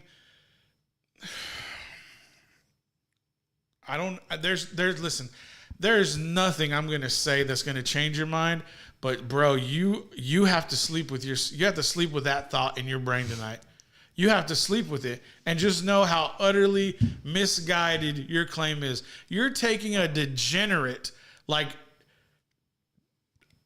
O.J. Simpson over Jim Brown, the legend, the Hall of Famer, the trailblazer, the marker of greatness. And you're going to put that degenerate in the before him? You are out of your ever-living mind. I mean, first of all, look at my owner of the team, Jerry, So he takes degenerates all the time. We're talking about play on the football. We ain't talking about, driving your Bronco and doing supposedly, killing somebody. They said he didn't kill him, he was proven innocent, so can't be putting that murders on him. You got to take that off. So I mean, and then another thing, OJ was in Naked Gun, dude. I love me some Naked Gun. That movie was hilarious. James, let me ask you this question. There's a guy on this show who always talks about measuring success with championships. Am I right? Hey, Wes, let me ask you a question. Who has the championship out of Jim Brown and O.J. Simpson, sir? That wasn't even in the. That was like in the championship era. Answer the That was the last time the Browns were question. even good. Nobody cares about the Answer championship the era. It was question. before the Super Bowl. Answer the question. Did he win a Super Bowl? Jim I only know Brown Super has an Bowls. NFL championship. I O.J. only know Simpson Super does Bowls. not. I How only recognize Super Bowls. convenient. Hey, let me jump in real quick. Green Bay Packers, 14 world titles. Yeah, 14 world titles. Come on with it. It says clearly here that Jim Brown was an NFL champion in 1964, 3-time MVP, an NFL rookie, an 8-time All-Pro, 9-time Pro Bowler, and 8-time NFL rushing champion, 5-time NFL rushing champion. And all O.J. Simpson did was get a Heisman from USC. Big fucking whoop. Whoop! You cussed. I paid Anyway, a bill. dude. I paid a bill. I paid the bills. I think that was the All I'm first curse saying word is- tonight. It is. Yeah. Jim Brown didn't play against the competition as the other one. That's why I dropped the mic, because it's stupid. I'm sorry, Wes. I disagree. I'm just saying, think about baseball before they let the brothers in. It was a different game. They let the brothers in, thing changed. I don't know nothing about But when- baseball. I can't argue with you on that one. So, you're talking about, I can't respect Jim Brown and what he did just because there wasn't a lot of brothers playing then. Like, I can't respect anybody that did anything in the NBA before they let brothers in. So you're telling me that the only way to measure a league's success is the diversity? No, the competition. I'm saying the competition is greater because you're letting more people in. I'm not saying it's just because of that, but you're letting everybody play. Let me say it a different When way. you say it a let the different brothers way. in, you're only letting certain people play. Let me But when you let the brothers in, you're letting everybody play. Let me say it a different way instead of using the word diversity. You're telling me that the success of a league is based on the number of the people who are white, black, brown, red of the rainbow? That's what you just said. I'm saying it matters on how many people are allowed to play. Everybody wasn't allowed to play. I agree. All right. So I'm saying when Jim Brown was playing, not everybody was allowed to play. So how is that his fault? I'm just telling you. Look, you saying one's got to go. I'm not saying Jim Brown is terrible. I'm just saying I got to find a reason. Yes, and you that's are. my reason because I don't think he played against as good a competition. I said what I said. Say it, James. Say it. Fair enough. Jesus Christ. Fair enough, Wes. You should be ashamed of yourself. Hey. I said what I said. All right, moving on to Deshaun Watson's suspension of 6 games handed down by the federal former judge Sue L. Robinson in her 16-page judgment. I don't even know if I have the energy to talk about this anymore after this complete debacle from one guy to go. I didn't think I was going to be the one who was going to get pissed off, but apparently I am, or I was. Deshaun Watson suspended for 6 games.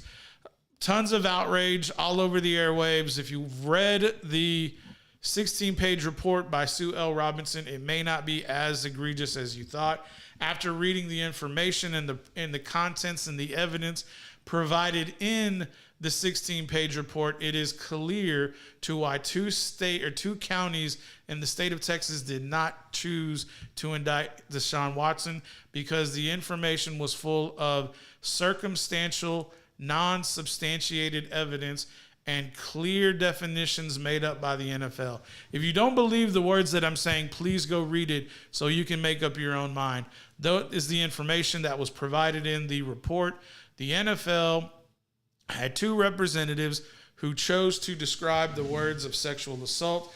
Deshaun Watson did ejaculate on one of the masseuse's arms. That did occur, but no forced aggression was committed against the licensed therapist, and that is information from the report. That's not my words. All the words I just listed were from the report.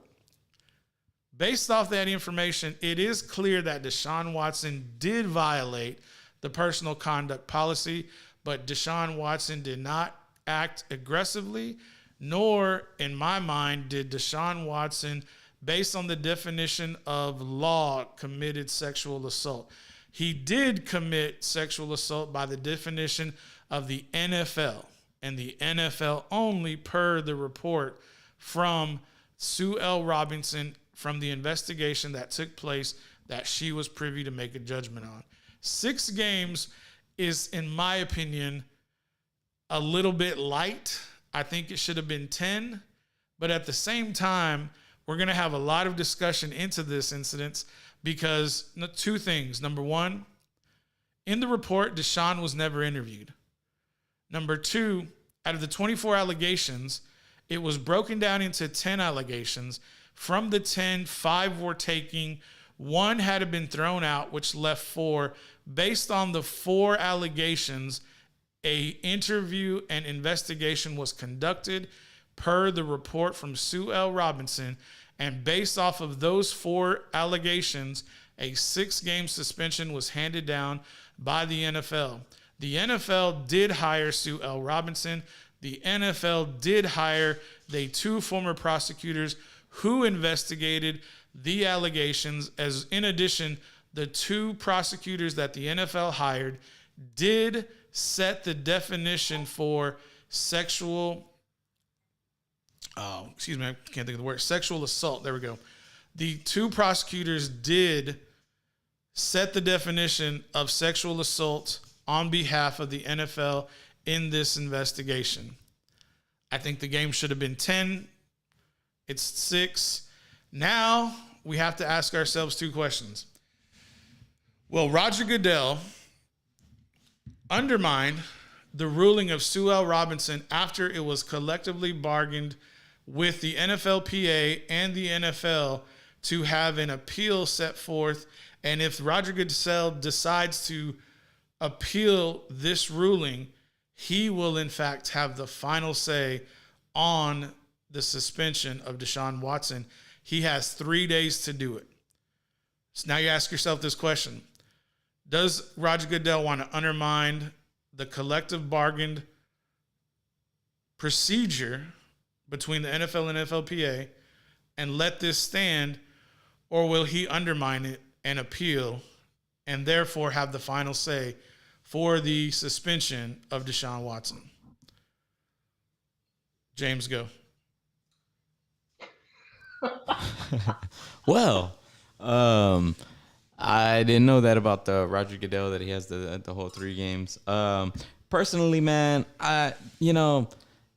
we talked about this in the past about how, it's different from the law, like just because you are acquitted from 2 grand juries. He wasn't indicted. Yeah, he wasn't indicted. They didn't have enough evidence or whatever, to indict him. And so, based on the the system that we got going on here in the U.S., he didn't do, there was nothing that went wrong. There was some shady stuff that went on, but it wasn't enough to pursue criminal charges. There was some perverted actions that occurred. So that's when the NFL comes along and their terms are totally different. So if you were in some wishy-washy stuff, they can suspend you, throw the hammer at you, whatever they want to do. So based on that,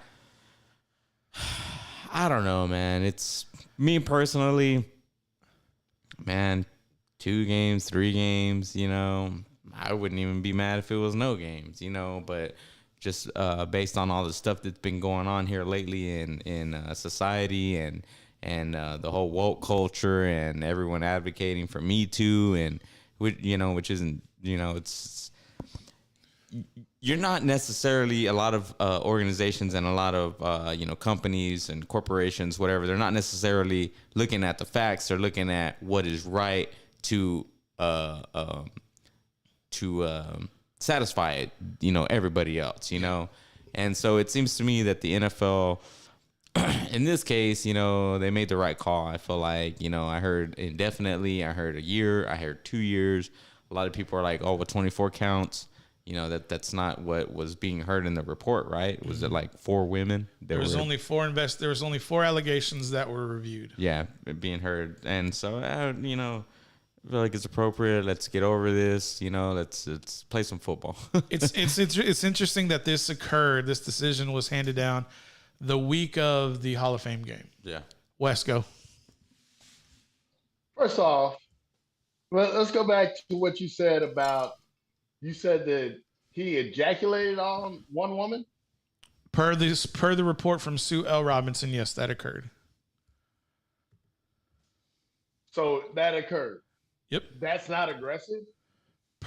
Listen, did you hear the words that I said? I said that the report from Sue L. Robinson expressed that Mr. Watson did not exert any aggression towards any of the therapists. Those are her words. But I'm saying, did you not say that he ejaculated on a woman? Yeah, but you're thinking about this being involuntarily or voluntary. I don't know which one it was. All I'm saying is that during the session, one of the sessions that occurred, that act occurred. But I don't know if you're thinking that this was Howard. Do you think that he did it? Do you think that he masturbated and then ejaculated, or are you thinking that it just came out? I'm saying that did she agree for him to ejaculate on her? No, she agreed to. She agreed. She knew all the therapists knew before the session occurred of who Desean Watson was. 1, 2, the areas of the body that were to be massaged, and 3, they consented to the session. Now, as far as ejaculating on the person, I don't believe they agreed to that. Man, dude. And that's all from the report. That's all from the report. That's not speculation. That's from the report. And James is saying no games? Come on, bro. What did Zeke do, and how many games did he get?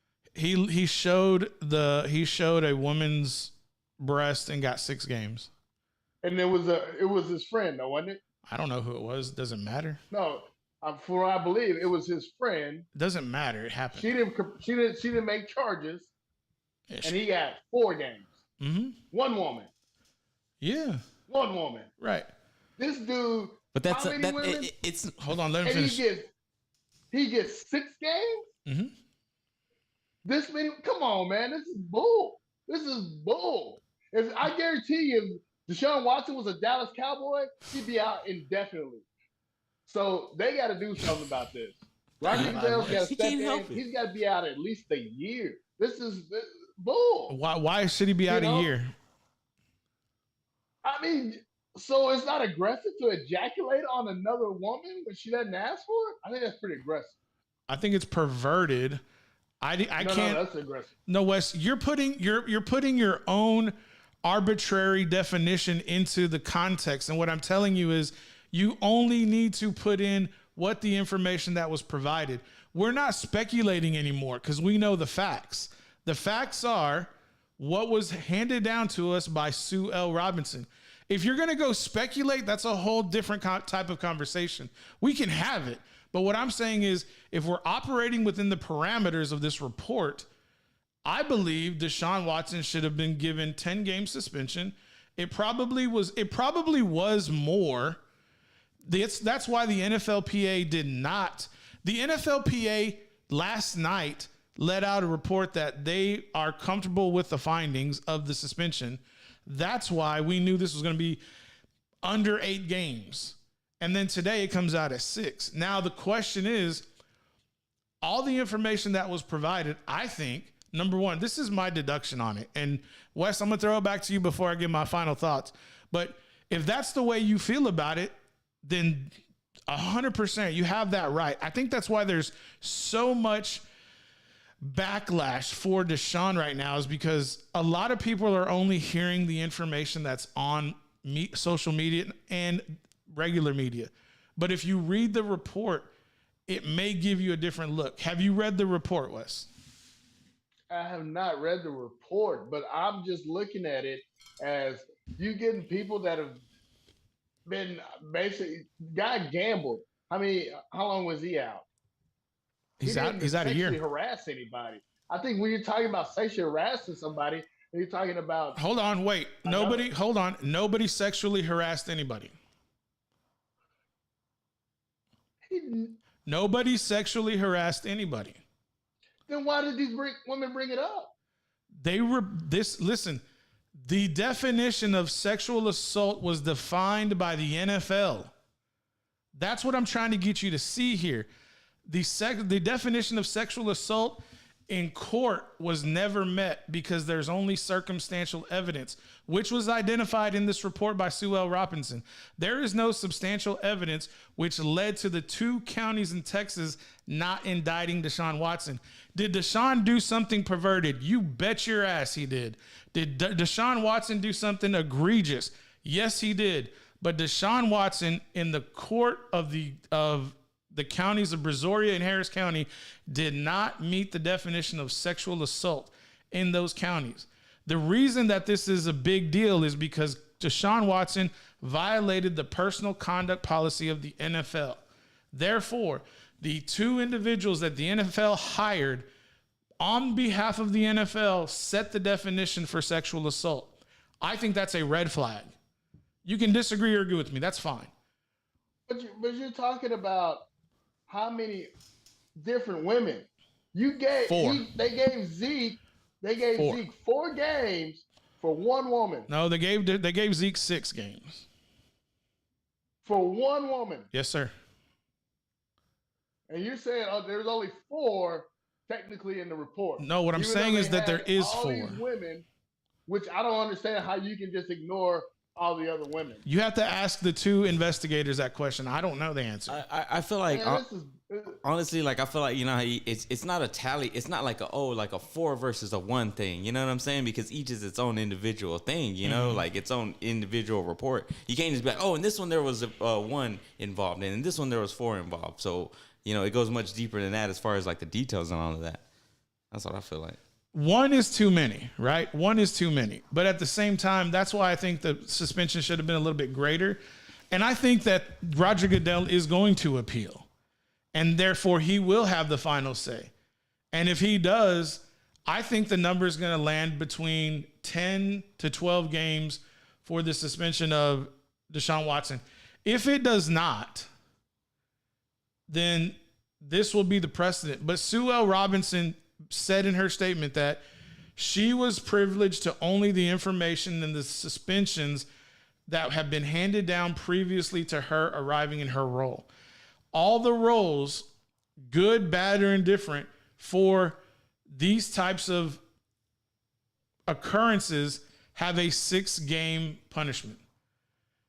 The rules could be redone, the rules could be revisited, but the argument isn't with us. The argument is with the lack of thoroughness that the NFL had. But I do want to make one thing clear. I am of the opinion that many media outlets, social media outlets, are using this finding as what a court would find, and it's not. You had one entity, the NFL, controlling the entire outcome of this findings. They hired the judge, they hired the 2 investigators, and the 2 investigators on behalf of the NFL subjectively made up the definition for all these occurrences. And Deshaun Watson was not interviewed. Why? So those are like a lot of red flags. I want people to take for what they are. You can agree or disagree. That's fine. But at the end of the day, Deshaun Watson currently has a 6-game suspension, was not indicted in 2 counties in the state of Texas, was not charged criminally, and had settled 20 of the 24 civil allegations. Wes, I do want to give you credit. You were a proponent that the Houston Texans were highly contributing to these instances. And the Houston Texans settled with 30 of those individuals, and the Houston Texans were not mentioned once in this report. And the Houston Texans were identified to be complicit and participating and knowing that these allegations were occurring while Deshaun Watson was getting these sessions. So I did want to give you that note because you were a big proponent of that in the beginning. Some bullshit. I really want, like, I really wish I could get you to expand on why you feel it's bullshit. Just because I just feel like it's kind of like the NFL, and where they're basically.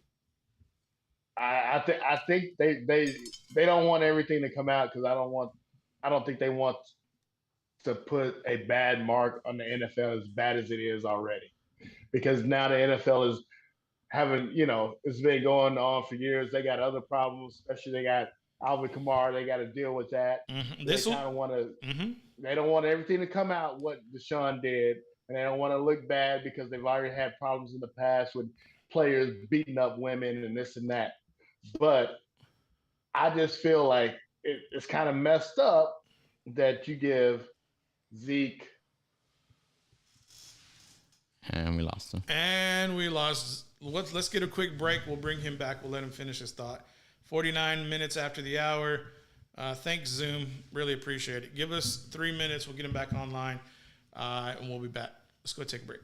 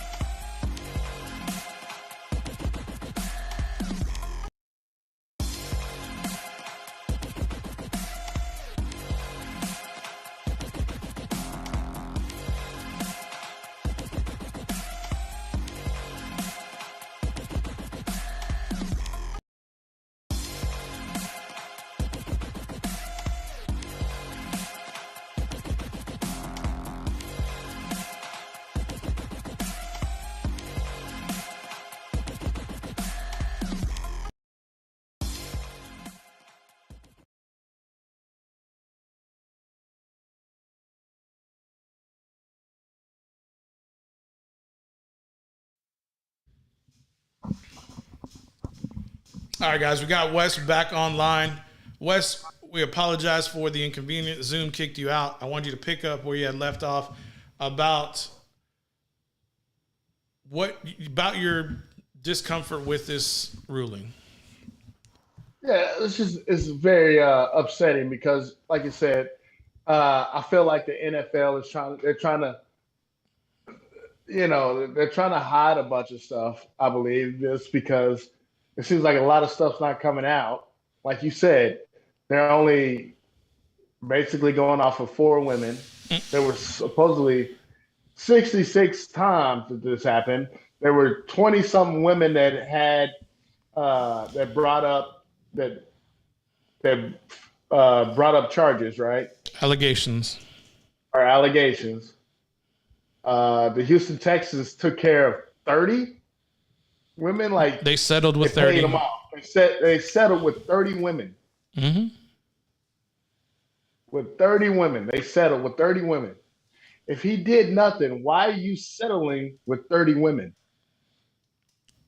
Because it's a civil lawsuit, and somebody's trying to get something out of somebody else.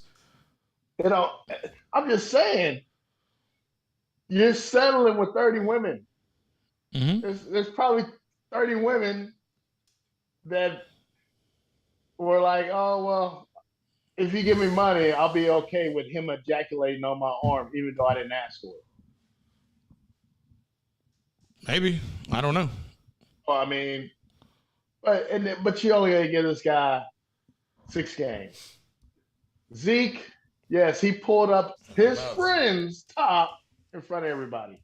I feel like it ain't about Zeke, nor is it about anyone else. You know what I'm saying? It's about this case specifically. Oh, why you got it? It's 35 West taking that.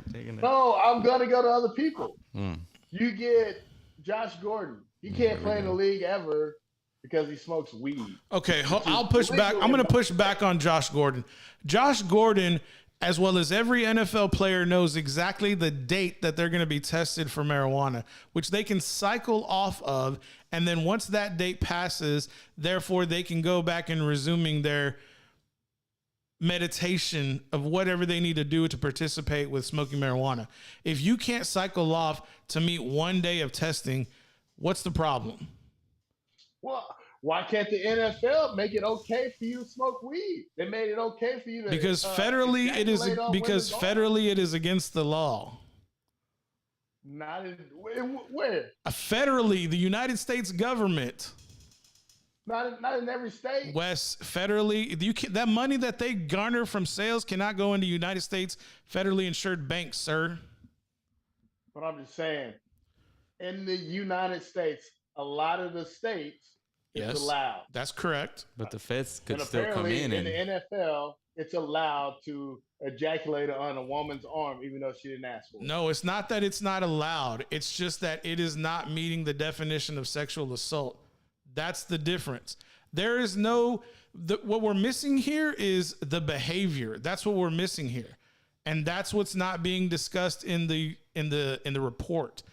What's happening is it is insinuated. That's why there's only circumstantial evidence, which is clearly and explicitly included into the report. There is no substantial evidence. That here's what, let me put it in a different way, Wes.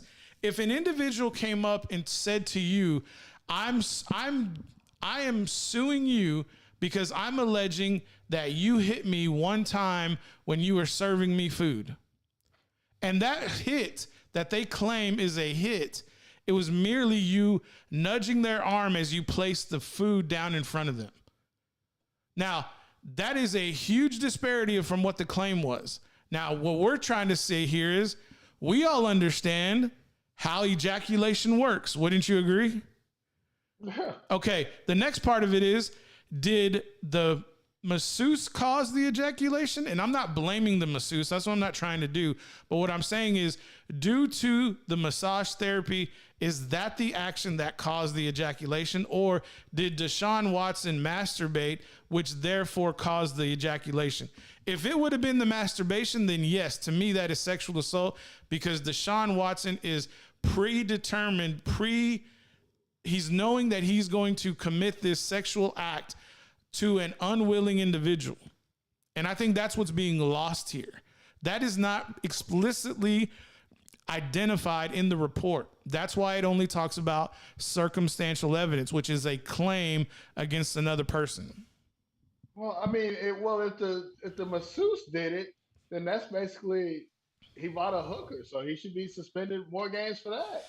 So you're just looking. So are you telling me that you're unable to reasonably find an alternative way how this is potentially only being caused by Desean Watson? Did you know in the report that identifies that Desean Watson initiated the communication with these individuals via Instagram? After Instagram, in the report, it states that Desean Watson followed up with text and phone calls. From those texts and phone calls, he identifies himself. He identifies what areas of his body needs to be worked on. And he explicitly asks them if they can do this in an emergency role. These women knew who he was. They knew the parts of the body that were going to be worked on. And this isn't a blame game. This isn't me saying that these women are bad or these women are predatory. All I'm saying is that Desean Watson wanted some funky areas on his body worked on. And those funky areas were in his groin area, which led to the ejaculation that was unwanted. Yes, but I don't believe that Desean Watson went and tried to aggressively masturbate himself onto another human during a therapy session. Well, you keep saying that they agreed to this and they knew what was going to happen. But that's a fact. That was in the report. To me, that goes back to the Houston Texans. Because if all these women agreed to it and they said, okay, hey, I'm cool with it, and the Houston Texans are setting this up and they're setting up the places where he can go do this, right? No, that part They is didn't set not. up the place. They didn't didn't. set up the Not places where he not could go do it. always. Not always. Wasn't that consent? If they're like, oh yeah, we agree. Isn't that I consent? thought they set up a lot of the places where he could go do it. Wes, remember, this report is only identifying the 4 allegations. That's a bunch of BS. Then it's still a bunch of BS because you look at they ran. Okay, so they ran. What's his name? The running Ray Rice. Totally different. Oh, let me finish. Can I finish? They ran him out the league because he hit his girl. They saw him hit it. Are you done? But before that, how many games did they give him when they didn't see the hit? They just saw that he was pulling out of the elevator. The only reason that they kicked him out of the league is because they screwed up and only gave him 2 games. And there was no, Wes, it was only 2. And then there was such a huge fallout by the NFL fans. They said, we have to make an example out of him. And they said, you're blacklisted. You're done in the NFL. Goodbye. Okay. And so then this receiver that gambled on football. He knew the rules and he hid his ability to gamble on a parlay. So Desean doesn't think anything he did was wrong, right? I believe Desean believes that it was all consensual. That's my belief. Okay. You know what, man? Y'all can keep dancing around it and this and that. Oh well, this was said. Whoa. Nobody danced around anything. We talked about the facts that were given in the report. We didn't dance around anything. We were talking about the factual information that was given by the former federal judge Sue L. Robinson. There's no dancing around anything. You're dancing around that. It happened 66 times. You're dancing around. It happened, Wes, from 2019 to 2021. There were 60 therapy sessions. That is from the report. All the information I've given is from the report. I'm not dancing around anything. I'm giving facts. You're ignoring it. I'm ignoring what?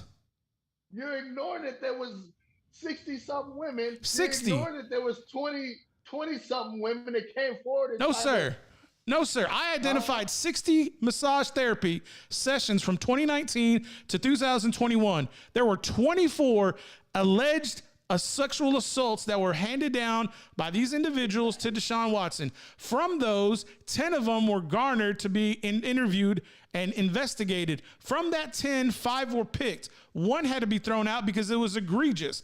That's why only 4 were done there. I didn't dance around anything. I gave you all the facts in this situation. But you're ignoring it. Ignoring which part? You're ignoring it, that all these women were assaulted. I didn't ignore anything. I'm talking merely about the facts. I didn't discredit any of them. Yeah, but you keep saying you can only go off of the 4 women that said something. Because we are operating in the parameters of this report. That's what we're talking about. I told you, yes, we can have a conversation about the other allegations, but regarding Desean Watson's suspension has only the credibility to garner the information from this report. I'm talking about the report. You're trying to combine and convolute all the information into the report, which is completely inaccurate. That is what is going on. That is what is going on. The court of public opinion is trying to pressure everybody into the report, and I think it is a total fallacy. I'm sick and tired of people trying to put information into the report from the court of public opinion, which is a total inaccurate, irresponsible piece of work that is going on across the United States. It's a shame.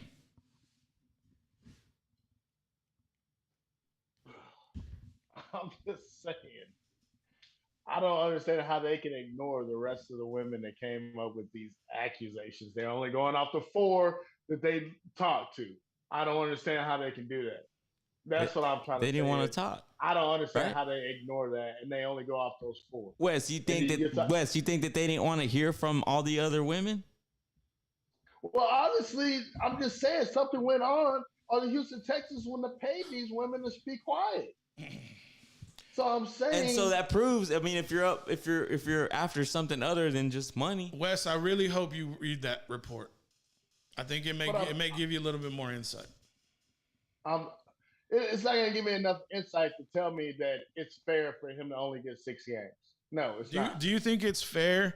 Do you think it's fair for a black quarterback to be attacked and scrutinized because he didn't want to be in an organization and magically allegations come out after he requests a trade? Well, then do something with the Houston Texans. They already paid their fine. Hey, you said it yourself. The NFL does not want any more marks on their face. Why do you think that this came down? Desean told everybody last week, if you give me a whole year, I'm suing. Hey, how many lawsuits are right now in the NFL pending? John Gruden, Brian Flores. You think they wanted another African-American player to be suing them in federal court? I don't think so. I mean, so if you're Kamara, you get more than... It's different, bro. That's criminal. Alvin Kamara, in a drunken stupor, being agitated, being instigated by a fellow drunk patron, attacked this weaker human. That's the difference. And we know that's how it went down.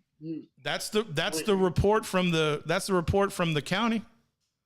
So you said Kamara, it wasn't self-defense? It wasn't... I'm only going on what's being reported. I go read the report and then I talk about it. I do not speculate because I don't want anybody telling me I'm making things up. I give facts. Y'all figure out what you want to make a decision about. I'm not in the business of trying to sway, peer pressure, skew, or talk about bullshit that I don't know about. Because to me, that is one thing I hate about the media.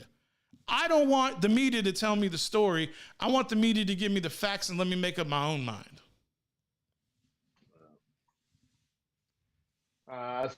There's no way I'm going to agree with the agreement. And I just think it's, and like I said, I know you say that Kamara is criminal, but yet and still, if you're talking about Desean, and I know there's only 4 women that they talk to, but I still think you have to come into play of what happened with the Houston Texans and all that kind of stuff.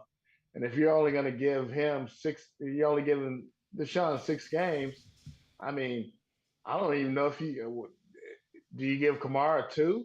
I mean, that's going to be up to that's after the court system plays out. It'll be up to Sue Robinson. But I mean, I think the NFL, Goodell's got to do something. He's got to, because I just think that he's got to do something else. He's got to get more games. Wes, this is exactly what the players in the NFL don't want. They don't want Roger Goodell meddling. Yeah, well, yeah. That's not me. That's not me saying that.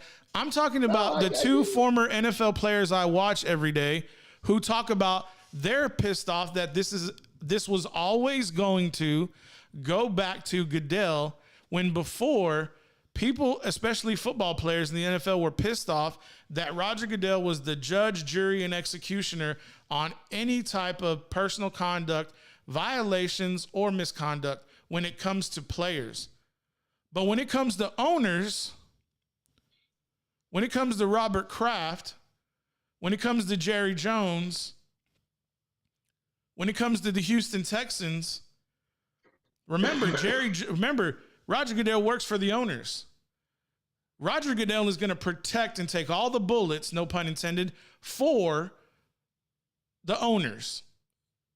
And they're going to give him a handsome $40 million paycheck at the end of the year. Meanwhile, the players are going to face suspensions and fines. It's a broken system. But it's not all of them, though. All of them get treated differently. So, I mean, for everybody to say, oh, well, you know, the players are are feeling it, but I feel like the players are getting treated differently. I feel like different teams, different circumstances get treated differently. I agree with that. I agree with I that. mean, but it's some. I mean, like you said, so why isn't anything being done in the Houston Texans? Because the I NFL feel will like protect the franchises. I feel like some more heads should roll, man. I I don't just don't I feel don't like I don't I don't disagree feel with like that with at all all. that's gone on, 6 games is not enough. That's all I'm gonna say. My determination was 10 is the number. Agree Nah. agree But or I not, also that's think fine. I don't think Deshaun Watson should be the only person that gets hurt in this. I agree 100% with that. You know, the Houston Texans paying out money to those women, that ain't enough. They need to lose draft picks. They need to lose something. This is a message that you can't cover up the mishaps of your players just because you want them to win games for you. And I guarantee you, if he was still a Houston Texan, would this be out right now? This would never have come to fruition. You want to speculate on something? Deshaun Watson goes along with the game plan. This never happens. This is not a story. Hey, you know what? I even go back, and I'm not going to the Cowboys. I even go back to Colin Kaepernick. Mm-hmm. You think if they ever would have benched Colin Kaepernick, that he would ever got thrown out of the league, and his movement would ever happen? Hell no. Remember, Right, so we agree on something. Remember, you got to go along with the program, and if you don't go along with the program, you get taken out of the league by hook or by crook. But hey, the whole reason Colin Kaepernick started sitting down is because he was mad about playtime. Colin Kaepernick was declining too. Let's be real about this. Yeah, his play was declining. He was still mad about playtime, and then he spun it into, I'm standing up for this. I'm kneeling for this. I'm kneeling for that, and then he got pushed out the league. Yeah, he got He got $34 million to get pushed out of the league. Remember that too. Yeah. Hey, I don't think Vince Young got that kind of money to get. He got pushed out the league because he pushed back on Jeff Fisher. Vince Young also didn't go through the same. He wasn't as polarizing as these individuals either. Well, but also, I mean, I just think that different people get different circumstances. So, I mean, it really depends on what kind of talent you got. I also, from what I understand, Colin Kaepernick, when he had chances to try out or try to go back to a team, from what I understand, he wouldn't take the backup money. Bro, Colin Kaepernick is garbage. There ain't no point in talking about that dude. He's just hot garbage. Sorry. Oh no, I'm not disagreeing. I'm not disagreeing, and I've been saying it for a while. But because I'm black, I'm disrespectful, and I'm just a part of the old boy club, and I'm just following whatever Jerry wants to say, and I'm just falling in line. You know what I'm saying? Yeah, but who cares? I don't care. I'm just saying that's the way it goes. I see what you're saying. I see what you're saying. Anyways, but like I said, I think if they keep it, I think okay, you keep it at 6 games, but I think that something has to happen with the Houston Texans. It ain't going to, bro. I know you want it to, but it ain't going to. Well, it's BS. So I mean, hopefully, the women get out there, they do some protesting, and that ain't gonna happen. I don't know. Maybe I don't know. Maybe like tomorrow they get out there and protest. You're talking about the women who receive the money. No, I'm talking about women in general. Oh yeah, there'll be some.